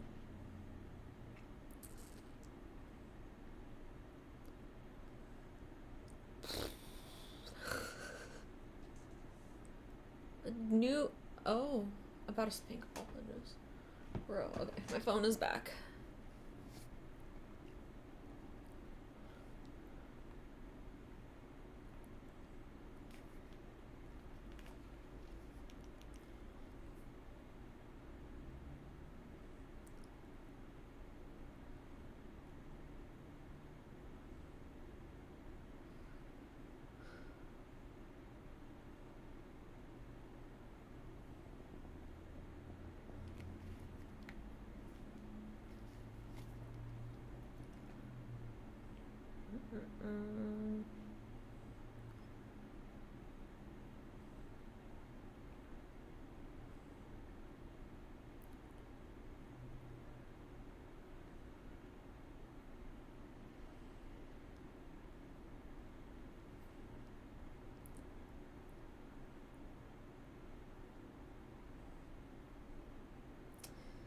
Okay,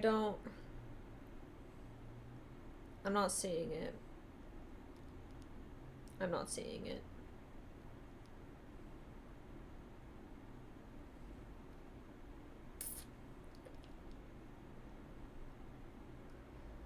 Oh, it's only 8 minutes. Alright, we'll watch it. I'm not gonna put the timer up because it's only 8 minutes. I feel like it's only 8 minutes and it's mostly something to visually watch. I'm not sure if that's the best thing for stream, actually. Like, if I was going to, like, watch it on screen with you, that would make more sense, I think. But I feel like that's why I usually choose longer videos, because then I'm not having to, like, constantly find a new video to listen to. And then also I try to find things that you can, like, just listen to and you don't have to, like, visually see it. Yeah. Alright, let's see.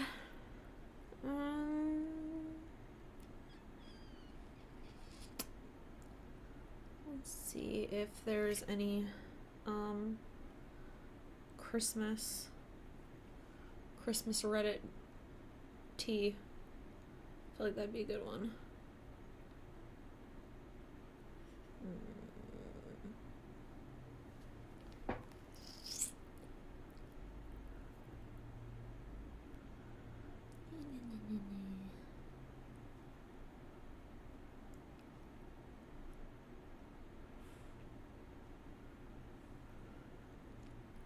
Oh.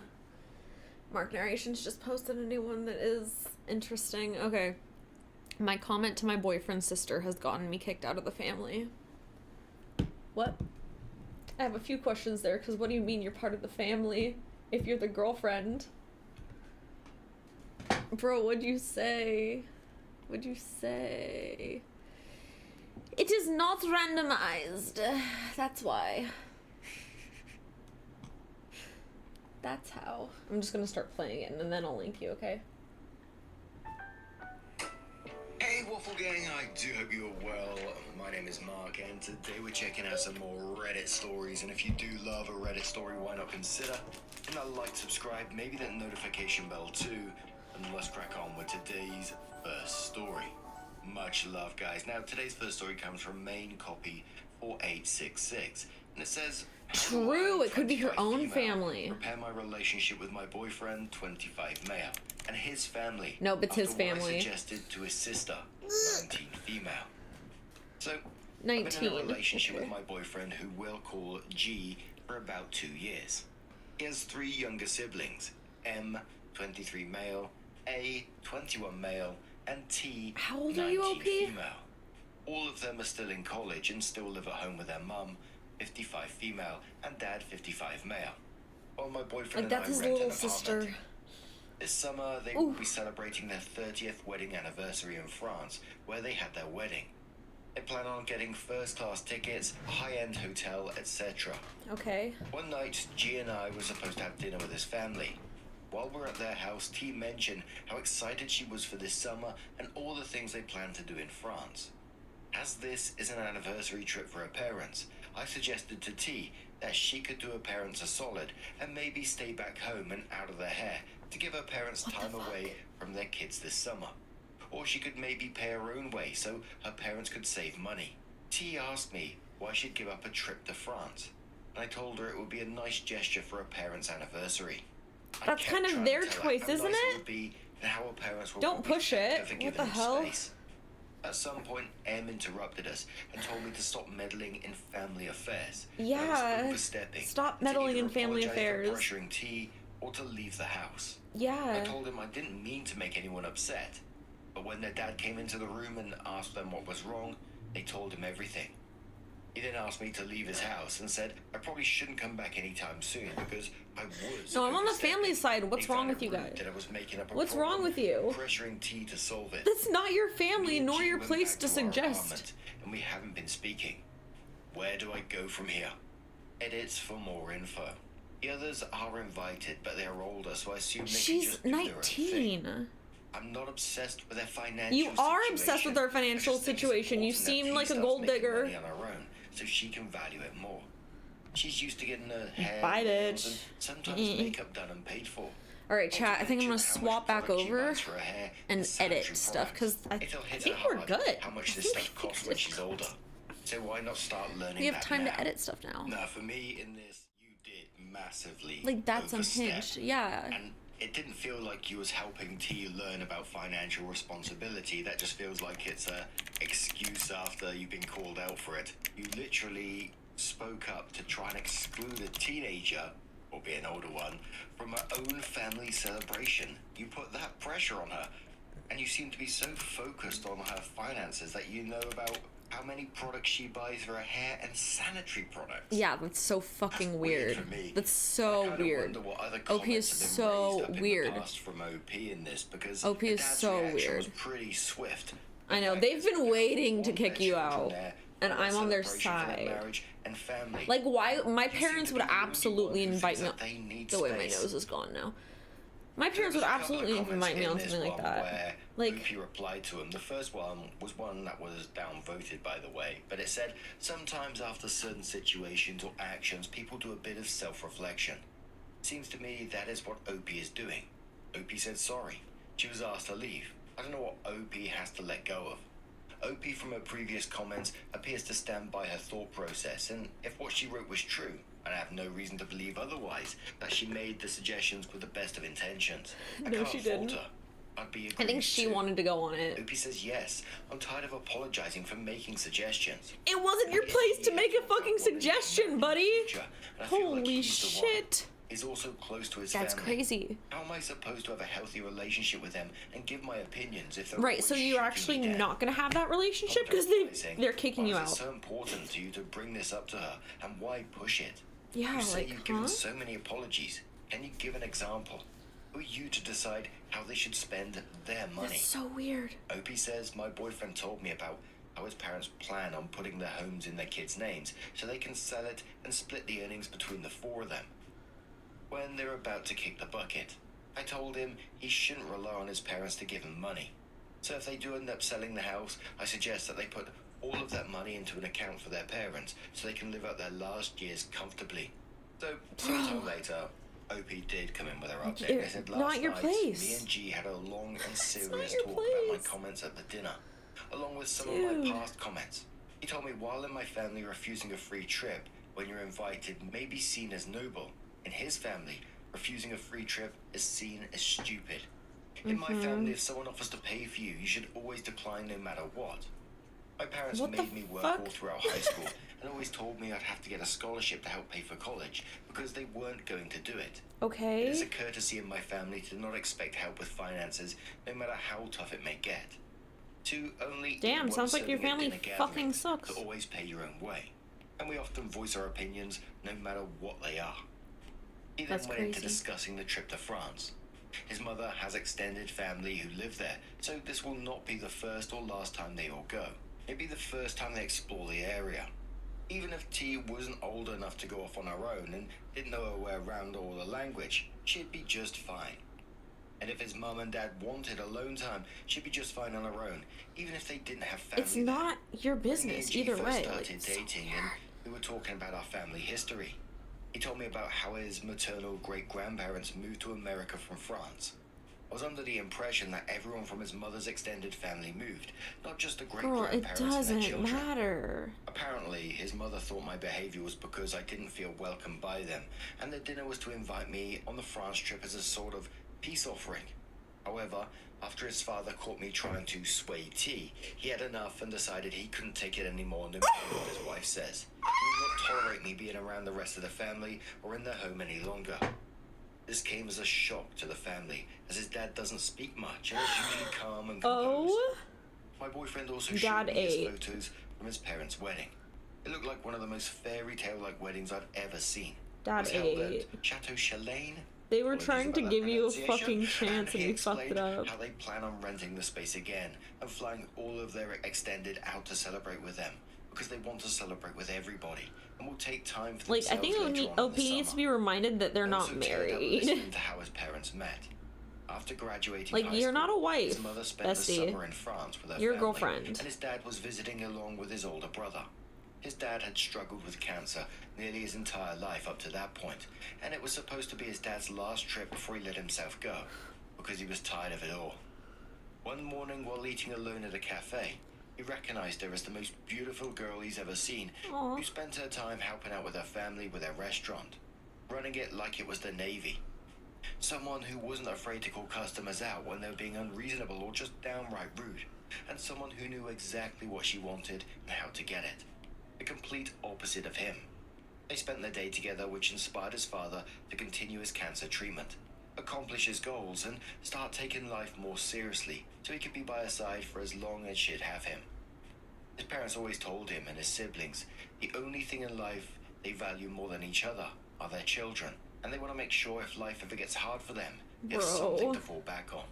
Sounds like He a told me great he'd be family moving that back in with his is parents until he lucky can to be find rid a of new you, OP. apartment. He also revoked my invitation to their family Christmas trip to Aspen, which we were supposed to be leaving for tonight. I feel like I'm in a Dark Man video right now. What the fuck? On another Bro. note, my friend saw my That's what initial you post fucking and gave get. me an intervention. I will be attending therapy for the foreseeable future. May update when I unpack what's wrong with me. Edit for info. Oh my god. People seem to be confused. When I say his father recognized his mother in France, I mean that literally, as they're from the same hometown. Other info, some people think that I'm saying love cured his father's cancer. I was told that is what made him continue treatment. That's all I was told. And one Bro. more info, which says, I've also Bruh. got comments about years of chateau, Shalane becoming a wedding venue, and the wedding not making sense. That is Unless I'm so misremembering fucking something. funny. I remember him saying that they were married there. Maybe I'm mixing Oh up my locations, God. but he was talking about the wedding venue and the wedding anniversary venue. And look, I don't think The OP most was deserved right in the beginning. isolation. In some ways, there's probably a predictable outcome there. But I'm glad OP is getting some kind of therapy. Glad they're They doing talk therapy, about their though. background, Definitely etc. that. And it sounds like there is some stuff to unpack there. So, you know, regardless of what happened, I do wish them the best going forward. And I hope that they are able to discover themselves a bit more. But what do you guys Like, make yes, you're the of fucking this asshole. What do you situation? mean? Let us know your thoughts down in the comments Over below. nothing. And let's move on to another story. Now, our next story is coming from a user called Fiddlesticks. That's titled, Friend 26 male said horrible things about me, 23 female, all while he's staying at my place along with all his things for free. Oh. Get his ass gone. And too soon, Mark, too soon. It starts off, my friend Kevin recently had to move out of a house him, plus his family were renting. I've known him since I was about 13, and we've kept up a friendship, or what I thought was a friendship, ever since then. I've helped Kevin out numerous times, from picking up groceries for him when he was out of a job and didn't have money, to taking him back and forth to work for months at a time. I thought he was my friend. Yeesh. Friends help each other. So, about 2 months ago, his mum, yep, he does indeed still live at home with his mother, Oh, God. his sister 19, and 3 other people who aren't related to him, lost her job, and they were no longer able to make rent. He's currently unemployed, and asked if I had anywhere for him to stay and put some of his things. Nar. Stupidly, I agreed. Girl. I told him he'd only be able to stay certain days because I wasn't comfortable with him being there when I wasn't, and I also need time to myself. So it averaged out that he stays about 3 days a week, give or take a day or two, if I say it's okay. Anyways, he stayed this last Friday, and everything went fine. He had someone pick him up the next morning to go job hunting and left. Oh boy. Edited to point out, he wasn't Good really job, job Kitty. hunting. He was out with his friend picking up pills and Molly to sell Bro. on the side. Bro. This is a major reason I want him out of my house. I could overlook the shit talking in order to make things go smoothly, but I absolutely will not tolerate being friends with someone who sells Okay. drugs. Been there, How is done okay? that. That's He left his the phone. that's the line for At you. first, I wasn't snooping. We both have the exact same phone, and it was laying on my computer desk, where mine usually is anyway, and I heard it vibrate. Obviously, I picked it up thinking it was mine, and as someone texted me, but I was wrong. Display opens up to a conversation he's having with one of his friends, and it's about me. I know that I shouldn't have read it, and I wouldn't have, had the first text I saw said, so are you still at that bitch's house? Bitch, meaning me. I was hurt. Girl. I was sick to my stomach Kick and his ass stupidly out. continued to read the rest of the conversation. This guy has said horrible things about me. He accused me of lying on certain days when I said I was busy. Said that I lied about my father having cancer. He does in fact have cancer, and it's bad. Not sure how much longer he has left. And obviously I'm at my parents' house a lot to see him and help my mother care for him. He called me a see you next Tuesday numerous times, said I was two-faced, that I was a shitty friend, talked shit about my boyfriend, etc. One text was like, the only thing that would make this deal any better is if she started fucking and sucking me, but Bro. that's not gonna happen, because she's so crawled up her boyfriend's ass. It broke my heart, because I really thought I was helping him out, and now I see it was pretty much just taking advantage of me. So now, I'm stuck. He's staying at a friend's Are you house stuck? right now, and that friend came and picked up his phone on Saturday, so I didn't see Kevin. I don't know what to do. Save for about 4 outfits, I currently have all of his clothes in my possession. I also have some of his furniture, well, his mum's, in my storage unit, because they're living with family members. I don't want to bring anything I read up. I understand Why? that was a violation of his privacy, but it doesn't change the fact that he said all those things and that I know he said them. This isn't a oops, I accidentally unlocked my boyfriend's phone and read every text or Facebook conversation since the beginning of time thing. I had no intentions of looking at his phone, honestly thought it was mine, until I saw that text. I should have stopped, but I'm glad I didn't, because not only do I know what he said, I also know about the drugs. So right now, how do I explain to him Call that the he cops. needs to get his things and find somewhere else to stay without it being a problem? I don't want to make Kevin mad because I know what he's capable of when he doesn't like someone. Call And the it looks cops. as if he doesn't like me right now anyway. So I really don't want him coming here and destroying my house or something. How about you Kind call of the at a cops? loss here. It's not a roommate situation, so I don't really have to give him a time frame or anything Call of when he needs to leave. police. But at the same time, I don't want to be a bitch Just about call it and the tell him to just come cops. get his shit and never speak to me. I was thinking of telling him that Literally one just of call my the relatives cops. or something is coming down and needs to use my spare bedroom. But that doesn't solve the issue of his furniture still being in my storage unit. Reddit, you got any ideas? Hi, I hate your Kitty ass. I Sprinkle saw the says, fucking "Here is what text. you I'm do. calling the You get cops a real unless you get all friend your to shit move out all of my his fucking shit house. out of your Thanks. storage unit, Goodbye. and you take his clothes and put them in the same pile.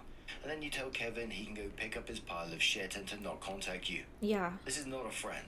This is an asshole who has taken advantage of you. You owe him nothing. The point of you finding out he is talking shit about you is completely moot. What he said was so unbelievably disrespectful. Yeah, it It's your doesn't home matter how and you your found happiness. You just kick his ass to the curb. Seriously, it's that easy. Hope you reply saying, "It's not that easy though. It's I'm seriously truly worried if that I just tell easy. him, get the fuck out, don't contact me, here's where your stuff is. He'd go batshit and try to break into my house. So call the For cops. anonymity's sake, I'm not going to go into a detailed description of why I think that, save for that he's done it before when he was younger. Call I the had no cops knowledge of then. that before reading the text, but I know that now too, which is why I'm worried about that. Call the I do cops. have a home security system, but I'd rather avoid that at all costs. Kitty Sprinkle replies, and Oh. honestly, if you are legitimately afraid of something like that would happen, then tell the police what is going on and ask them to add some patrol to the area. Yeah, You literally can't just live in call the fear of a cops. bully. I understand it's scary, but if he feels like he can bully you, which He I have a will. strong suspicion he already has, then he will continue to scare you to get his way. Yep. If you have a home security system and you change your locks, you will be just fine. You need to make this a clean break, and the only way to do that is to box up his stuff, drop it off, and ignore him. You owe him nothing. Yep, Hope just he kick says he his ass doesn't have out. a key, and he's never been in possession of my keys. There's only 2 sets anyway. Girl, he Mine and my absolutely boyfriend, made a so fucking copy. He's getting locks changed mandatory. Only curious about this because it's set up with my security system. I can opt in to receive an email/text anytime my door is locked or unlocked, so I'm unsure if messing with the locks would fuck with that too. Someone asked, saying if OP lives with a boyfriend or if he can stay over. OP says unfortunately no. He does stay here from Friday to Monday, but I go to his house Tuesday and Wednesday. What? My phone died again. Dude, what the fuck? Has it not been charging? Ah, fuck. What is going on, dude? What? Hello?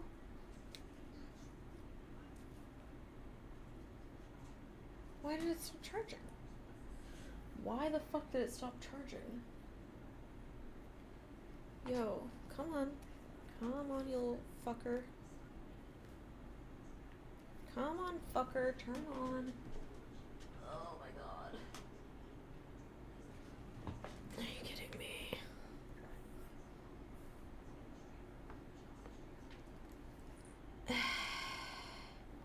This whole time it just was not charging. Okay, whatever, I'll just play it off my iPad because I'm not sharing my screen anymore. So I can do that. Ha. That works. Oh my god, so annoying. Right? Get all my tech issues out of the way now, apparently. I'm not going to go into a detailed description of why I think that home security system, but I'd rather avoid that. You can't live in fear of a How's bully. the volume? I understand it's scary, but if he feels like he can bully you, which I have a strong suspicion he already has, God damn then he it. will continue to scare you to get his way. If you have a home security system and you change your locks, you will be just fine. You need to make this a clean break, and the only way to do that is to box up his stuff, drop it off, and ignore him. You owe him nothing. Opie says he doesn't have a key, and he's never been in possession of my keys. There's only 2 sets anyway, mine and my boyfriend, so he's getting locks changed mandatory. Only curious about this because it's set up with my security system. I can opt in to receive an email/text anytime my door is locked or unlocked, so I'm unsure if messing with the locks would fuck with that too. Someone asked, saying if OP lives with a boyfriend or if he can stay over. OP says unfortunately no. He does stay here from Friday to Monday, but I go to his Okay, house good. Tuesday and Wednesday, and unfortunately my friend knows this, as this has been our routine for the past 4 years. So he knows when I'm not home, but he also knows I have an alarm. And there was lots of comments, you know, just saying kick him out, call the police. It's that simple, really.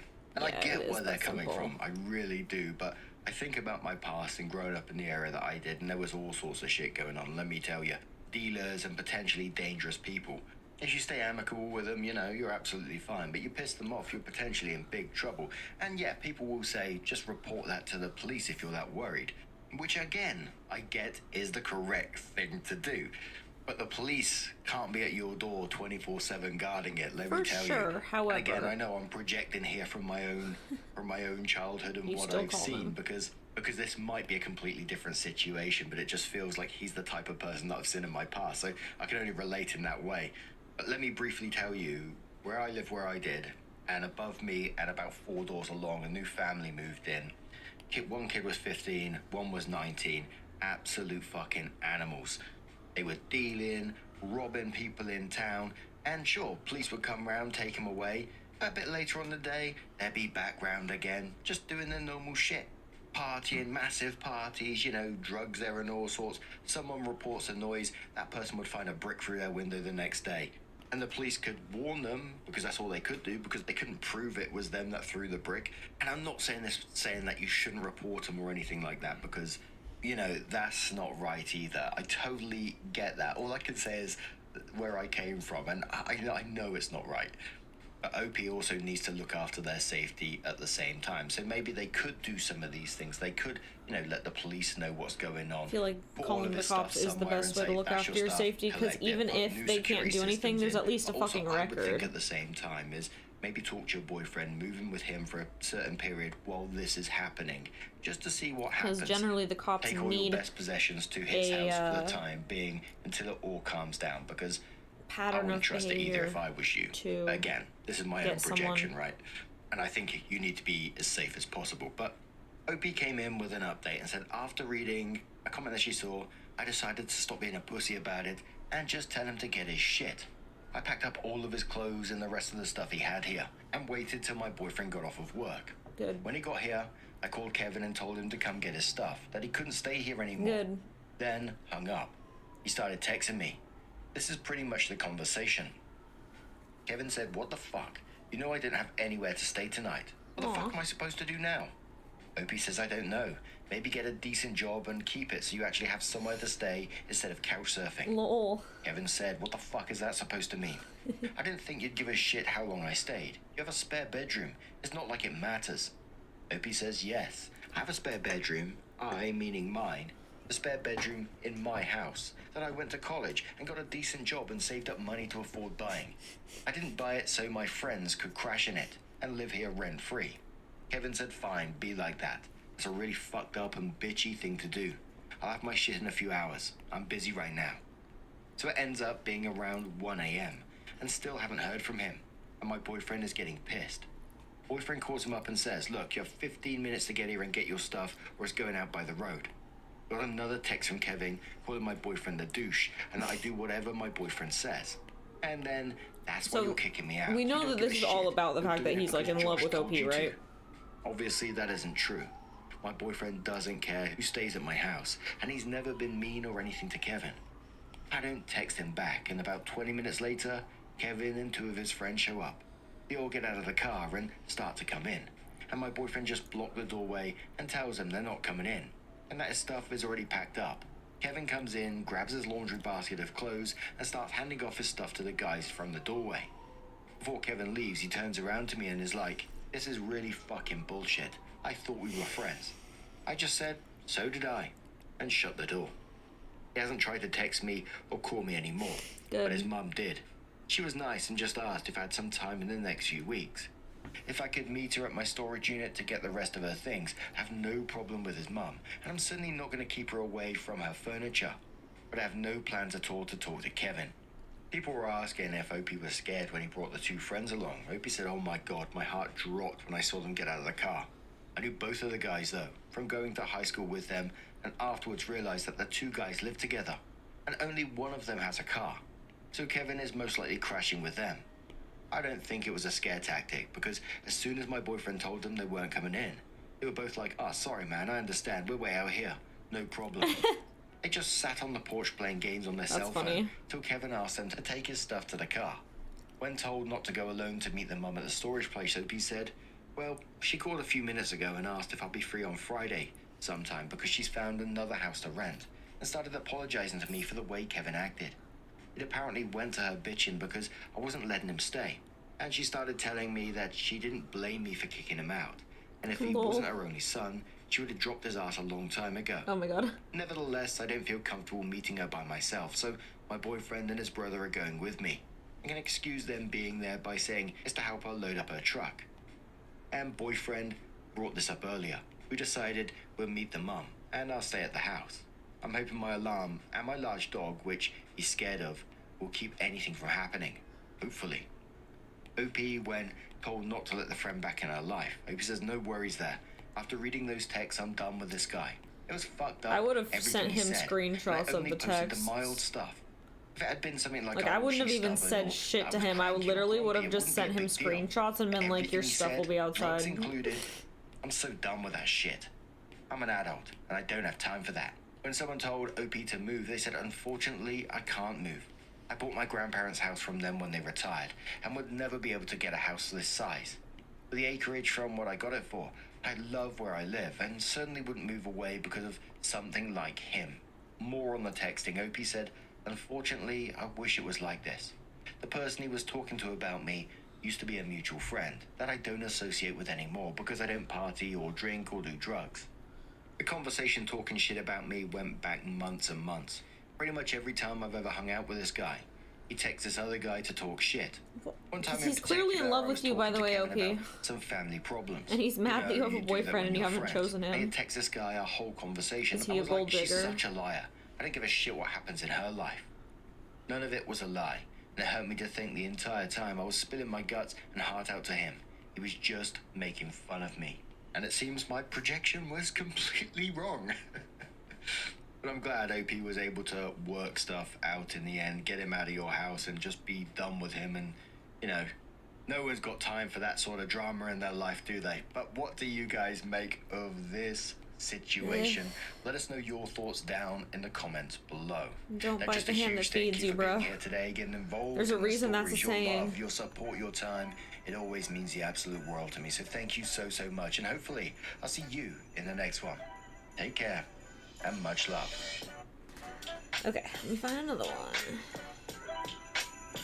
Oh, shit! I found another one, chat. Probably be our last one, maybe? Yeah, probably be our last one, and then I'll go get ready for the next stream afterwards. Okay. My sister-in-law invited herself to my bachelorette party without talking to me. Great. Absolutely not. Advice needed. Sister-in-law is inviting herself to the bachelorette. I, 35 female, am marrying James, 36 male, next year. His brother Matt, 34 male, has been married to Paula, 34 female, since before I met James. I'm sorry you have to work. Paula is very nice, That and we sucks. get along well when I see her, which is once a year for the holidays. As True, we across did slam country dunk the from bag in the James's brother, garbage. sister-in-law, Ugh. and parents, but we aren't super close for the rest of the year. We have very different interests and lives, and just don't really keep in touch. We FaceTime James's I'm family good. every Sunday when Matt and Paula and my future father-in-law and mother-in-law all get together for dinner, and Paula will usually say hi and then go back to doing whatever she's doing. Paula and I exchange happy birthday texts on our birthdays, and occasionally she'll heart react a photo in the family group text. That is about the extent of our relationship. Interesting. This is all completely okay with me. I don't feel the need to force a closeness that isn't there, and as I said, we all get along great when we go home for the holidays. I'm in the middle of planning my bachelorette trip. We're not doing a bridal party or groomsmen, and I invited 6 close friends and family members who I have known between 8 years and my entire life. I mentioned something about the trip on the last FaceTime with James's family, and everyone was like, that sounds like it'll be fun. And we moved on, and I thought nothing of it. But the next morning, James was chatting with Matt, who said in a very offhand way, Paula wanted to know if OP could send her the details for the bachelorette so she can get her flights and stuff. James was very taken off guard and was like, I'll talk to her? And Matt was like, great, thanks. And then changed the subject. Bruh. I am so baffled by this. Paula has never once given me an indication that she believes we are, or wants to be, any closer than we are. We hang out once a year during the holidays. I can't remember the last time that she asked me a Girl, question my about stalker myself. is always live She didn't streaming. even text me when my dog Unfortunately. died, and again, all of this is completely fine with me.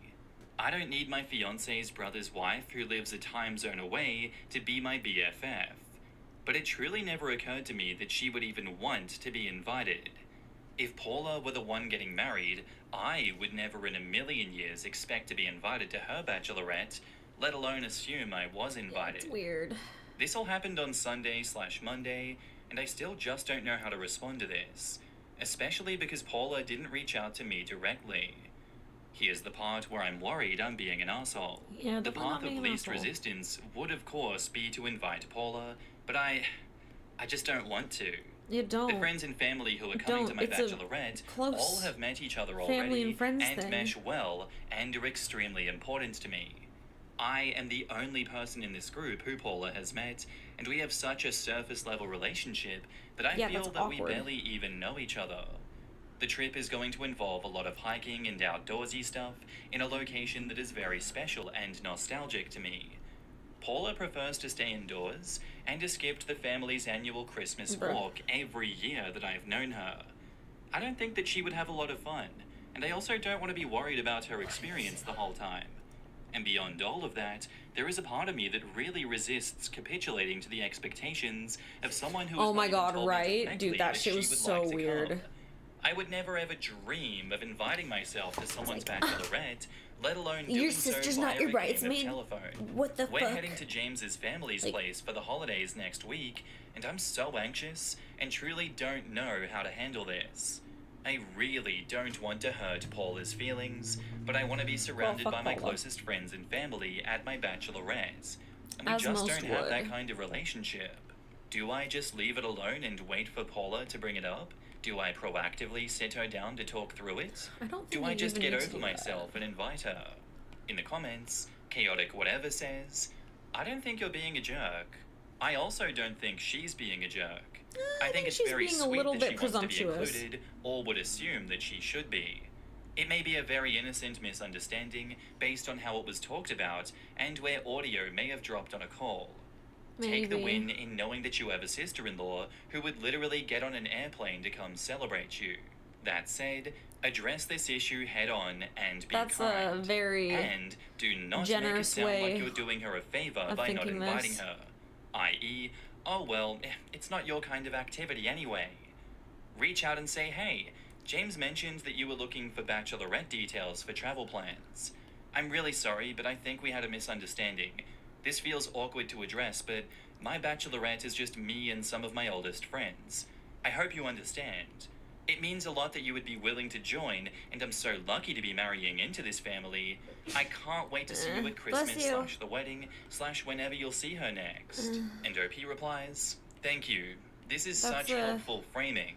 I think this is a It's really a good good way to approach, say it, and I'll but try also it. I would In be going full cringing panic real mode, hard. I somehow didn't even think about the possibility of this just being a misunderstanding. On the call, my father-in-law said something about a kayaking trip he took last year, and I said something like, oh, we just planned a kayaking day in place as a part of my batch.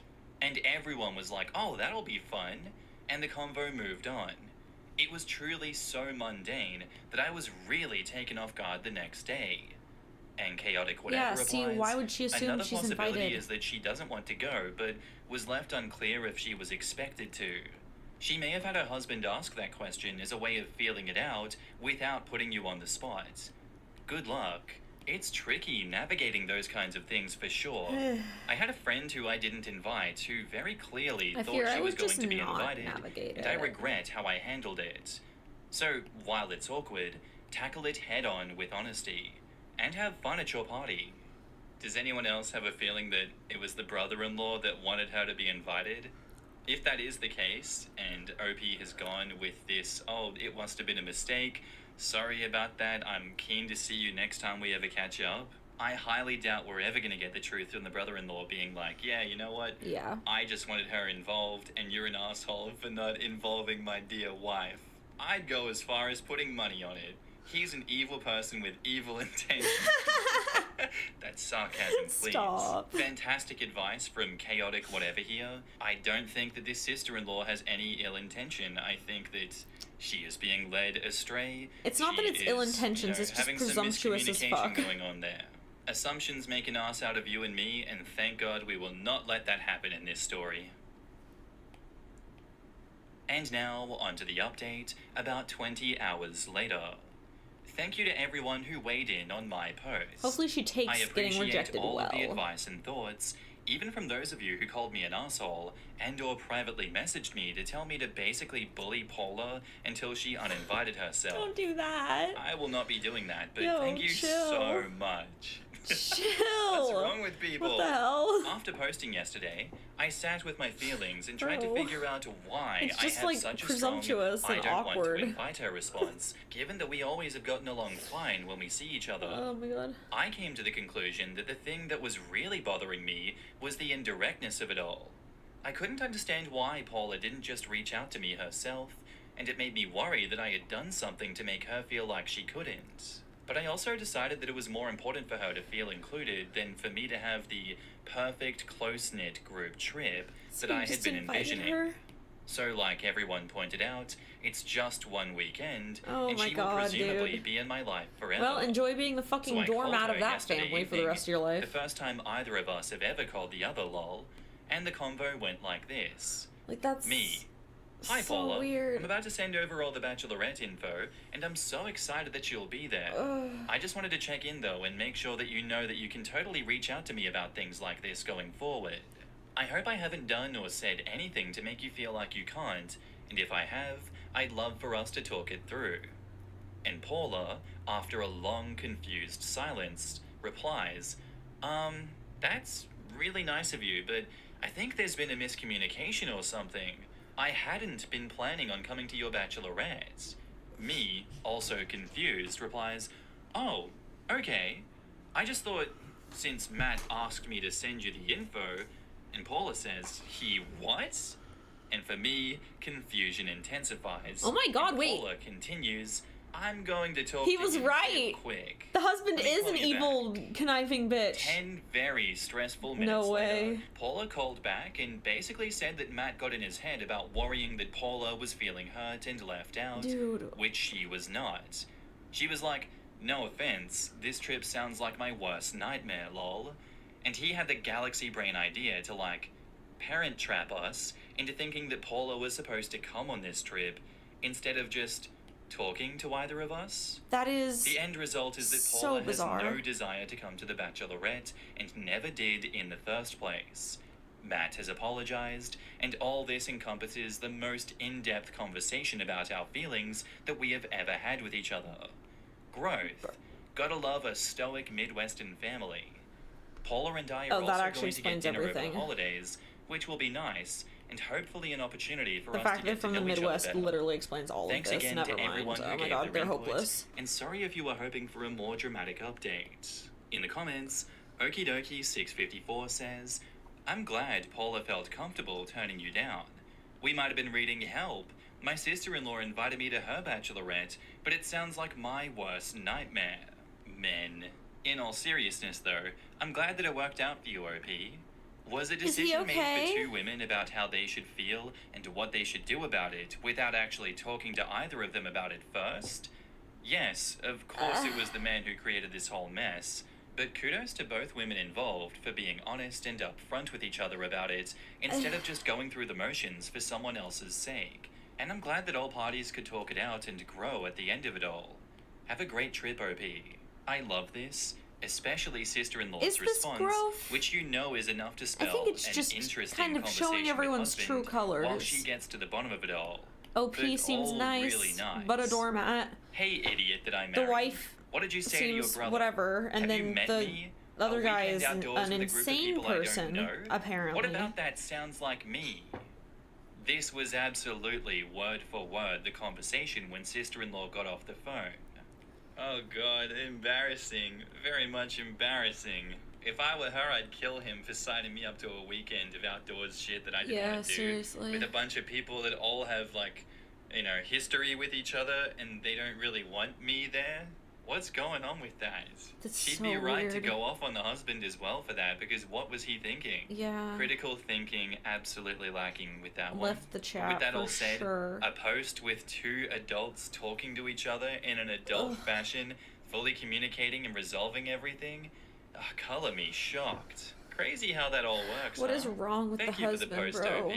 Glad everything worked out in the end, and all the best going forward.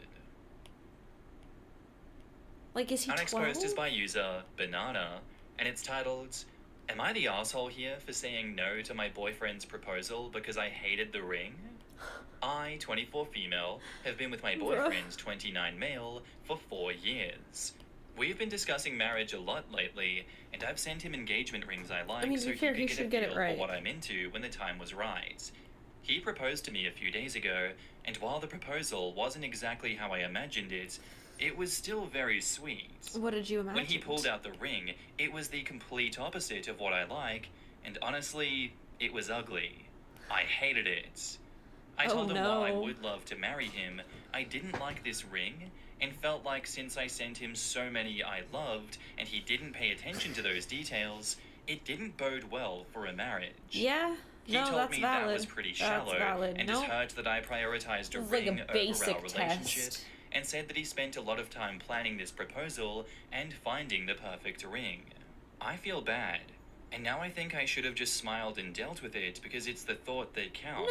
No, Am I the that's not asshole? that counts for OP this. adds in the comments, for context, here is my dream ring that I had sent him and made known that this was my dream ring. A Okay. $4,000 It looks- oh, yellow shit, gold mine's diamond ring. in 14K. the bathroom, fuck. Yeah, interesting. It looks ring, kinda that like one, mine, a little on bit. Etsy. And this is the one that he showed up with, a 0.5 to 5.0 carat princess cut moissanite engagement ring, $266. They say that is Oh a my similar ring God. to the one that he proposed with. In the comments, someone says, "You're the No, asshole." it's like a Big time. it's one of the You don't deserve square him. ones that's No man can surrounded live by up to diamonds, everything and a it's just woman it has looks in her so head about a gaudy. proposal. As long as you believe he put thought and effort into it, anything Oof. else is gravy. And OP says, "I don't think he put thought and effort into it. It feels like he googled Yeah. diamond ring and bought the first one that popped up." Yeah. Well, if that's what you think of him, it sounds like you have a bigger problem than just the ring. I Yes, can't that's the imagine whole thinking point. so little of someone I was in love with. You're letting your expectations get in the way of giving the person Girl, you if you supposedly can't love get the benefit ring- of the doubt. And OP Right. says, that's absolutely what it felt like. Like he went to the Zales website and bought the first thing he saw. He did. And that hurt my feelings. I guess I hurt him He in did do that. response. I'm the asshole. No. I get it. No, you're And not. someone else says, yes, you are the asshole. Not the asshole. He gave you a Absolutely ring that he got not from the his asshole. heart and his desire It's to be ugly with as you. shit and not all what you asked got for. is, ooh, that is an ugly ring. You must not love me. If you loved him, he could have gotten you a paper ring and it should have been fine. And if he loved her, he would have Seems like paid all you care attention about is to the all ring. of the things she it's sent. the thought that counts. But too bad you weren't thinking about anything but Like, yourself. what? And OP says, it was Like- ugly, it was ugly, it was the opposite of what I Was liked it a and I hated phase? it. Is your Another brain commenter damage a says, phase? Hope you didn't Or is love that the guy too permanent? much because you just nuked your relationship because he didn't fit your preconceived notion of him giving you the ring you Did want. the incels find this you post or shouldn't care about the something? ring. You just traded in a You shouldn't secure, care about the comfortable ring. relationship with a man who wants to marry you for the ability to show off for a few minutes. That's I've been married not- to my husband for well over 20 years. I don't even think of No. or notice my ring anymore unless I'm asked to take it off for some reason. I'd Aw. rather have him than a ring. Aren't you, You just ugly threw down a and huge red flag don't at how care fickle about anything? and materialistic you are. You showed him that he came second to a ring. I hope it was yes, worth he it. does come You may second never to get a him second not paying chance. attention to anything you And fucking OP say. says, I didn't want to show off. I wanted a ring that I could wear that I loved, that symbolized our love, and that I was proud of. The ring is the symbol of our love. It's that he didn't listen to anything that I wanted. I'm on OSP's side That is the completely. problem. It's unhinged. I'm gonna go against the grain of the commenters and be like, that was a gigantic price difference and a completely different It's not even the style price to difference, but what like OP the was asking style, for. just like I don't blame them for being upset. Yeah. If I ask for a goddamn German Shepherd puppy and you give me a Chihuahua, I'm gonna be cool with that. But in that situation, Exactly. I'm gonna say, what the hell is this? Where's my German Shepherd puppy? I wanted a big dog. I didn't want a little adorable Chihuahua. You weren't even listening to me. Do you even know who I am? This may be some weaponized incompetence, some bare minimum effort coming Yep, from this guy. that's If absolutely you guys are what's having this happening. much of a blow up over something that could just easily have not even happened if he had just bought a ring similar to the one that you had asked him for in the first place, but you're not even able to bridge the gap and talk about this and diffuse the situation, are you sure that you guys should be getting married? Like, No, for real? don't marry him. Maybe He take sounds this as horrible. a sign to pump the brakes, talk about this in therapy, or call it quits if you're just gonna keep fighting. What a way Call to it start quits. off He a happy sounds- marriage, huh? annoying, and like he doesn't listen to you. And now on to the update. I broke up with him. Yes. I tried to have a discussion Let's with him, go. and he wasn't listening at all. Let's And I fucking go. realized I'm young, and I'm pretty, and I deserve more. I Yes, hope you find do, someone Queen. Who likes that Yes, you ugly-ass do. costume jewelry ring. And in the comments, Plenty Hedgehog says, I get that the ring that she liked was expensive, but he could have easily gone for a similar style can with find a more similar affordable one easy. alternatives. A ring with CZ, white sapphire, topaz, Mm-hmm. or moissanite, which is what he ended up choosing, in the same style, would have been Yep. just as budget-friendly as what he Like, ultimately what is wrong got. with him? The issue isn't the cost, it's that they had discussed rings, and he completely disregarded her taste. This was supposed to be something she'd wear for the rest of her life, and his lack of care really shows what he I'll thought grab of my her, ring after or I rather get how off stream. little he thought of her at all. But of course, Reddit always makes it into a gender thing. She's a gold digger, cries the incel brigade. Yep. In reality, it's just about wanting a partner who cares enough about you to get something that you actually like. Real talk, the ring that she linked as an example of what he picked out was not great. It does look like cheap costume jewelry It's that you get tacky. dropshipped straight from China. Honestly, I wouldn't blame someone from turning down a proposal with that thing either. She said in the comments of that update that she sent him like 10 to 15 rings, some of which were in his price range of $150-ish. He didn't open those links or pay attention to her at all. I can't believe the comments saying that she's the arsehole for that. There's a really weird phenomenon where women are just expected to be grateful that someone proposed to them. It doesn't matter if it's a ring that shows Bruh. that they don't give a shit about your That's style. crazy. I get It doesn't proposals on matter the if it's a daily. fake ring that turns your finger green. I They don't remember mean that one. shit. It doesn't matter if they propose while they were sitting on the toilet taking a shit. You are expected to be grateful for that and to say yes. Anyway, I'm going to move on from that one. That's a bit of a shit show. I'm going to round this episode out with a Am I the Arsehole story that does not have an update. And it's my user, No. and that's fine. Why would you do that titled, to us? Am I the arsehole for getting engaged after my brother's wedding? So my brother and his now wife Lol. got married 3 days ago. A very small Why would that make destination you the ceremony, under 15 people total. My now fiance and I extended our trip after everyone went home and spent a couple of days exploring the Grand Canyon, a Fun. couple hours north of the wedding where he proposed. When I shared the news with my brother and now sister-in-law, Cute. he responded with hostility, saying that it looked like we were competing. Oh. I apologized, quickly realizing that he was advocating for my sister-in-law and that she felt hurt. Although I'm truly failing to understand why. That's, I also texted her a separate apology and explained that it was not our intent to encroach and just wanted to share the news with family, and that it's my belief that there's room for happiness for everyone. She did not respond. In response to my apology, my brother doubled down and said the timing and location were hurtful and that we shouldn't have planned around the wedding. In I the don't comments, think it- Abalone55 They says, planned not the arsehole. together. What? And I can see why you're trying valiantly to understand, but I'm not sure your brother or his wife will be able to give you a good reason for their reaction.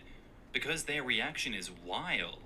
Sure, it's rude to propose at someone else's wedding, but that's not what happened. Yeah, that's not what happened. The fact that you and your fiancé got engaged a few days after their wedding, before you flew home, is a totally different thing. Yeah, it's so Also, weird. the level of hostility in that message from your brother is nasty and definitely not normal. So weird. I'm so sorry that he treats you Like, like why do you that. care? Not the asshole. Your brother needs to calm down. The bride gets a day, her one wedding day. She does not get a location, a week, or anything else. She gets her wedding. That is all.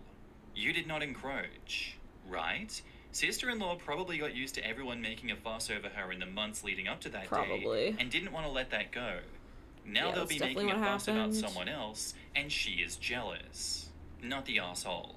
You were proposed to days after the wedding, while exploring the state the wedding was in, and several hours away from the wedding site, and also this wedding was an elopement. I get that eloping The has wedding was an changed elopement? definitions from essentially marrying in secret Okay. and private to a generally small planned wedding, but she's throwing a tantrum as if this was an all-expense paid Also, yeah, luxury since when did wedding the in a definition rented of elopement locale, change and to that you that? were proposed to the same evening as 'Cause the what do you wedding, mean? steps away from said wedding, and announced it in front of everyone. Yeah, they own neither the weekend nor the state. They have a stick up their asses. One stick, two asses. I'm going with that. You stick, definitely two gotta hit asses. them with a petty response. There's definitely some pettiness that's needed. Oh, I'm sorry that you're together with the love of your life right now, enjoying married life. Shouldn't you be enjoying your goddamn honeymoon too? Oh, wow, my engagement is just more important than your wedding, huh? Crazy. You guys just locked me out of this area. Yep, I deserved that. Lol. I don't know. That's not really petty. That's kind of just arguing. Not the asshole OP. Screw them. I hope everyone else in your family has your side and tells them to shut the hell up. Anyway, guys, Bruh. that's where I'm going to end today's episode. I do hope you enjoyed. Unhinged. If you did, let me know what you thought of it in the comments down below, and I'll see you in the next one. Bye. Hey, Waffle Gang, I do No, hope no, you're no, we're well. not starting another one. No, no. We have to stop, chat. We have to stop so I can go get ready for the next stream. Eee. I'm just want to finish editing this photo. Ugh. God damn it, this is gonna take me so long to finish all these. It's great, it's fine, it's fine.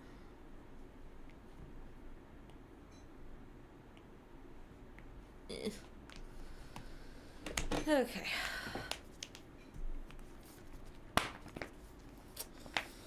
Well. Well. Chat. Is it still not charging? Okay, now it's charging. Fuck. Okay,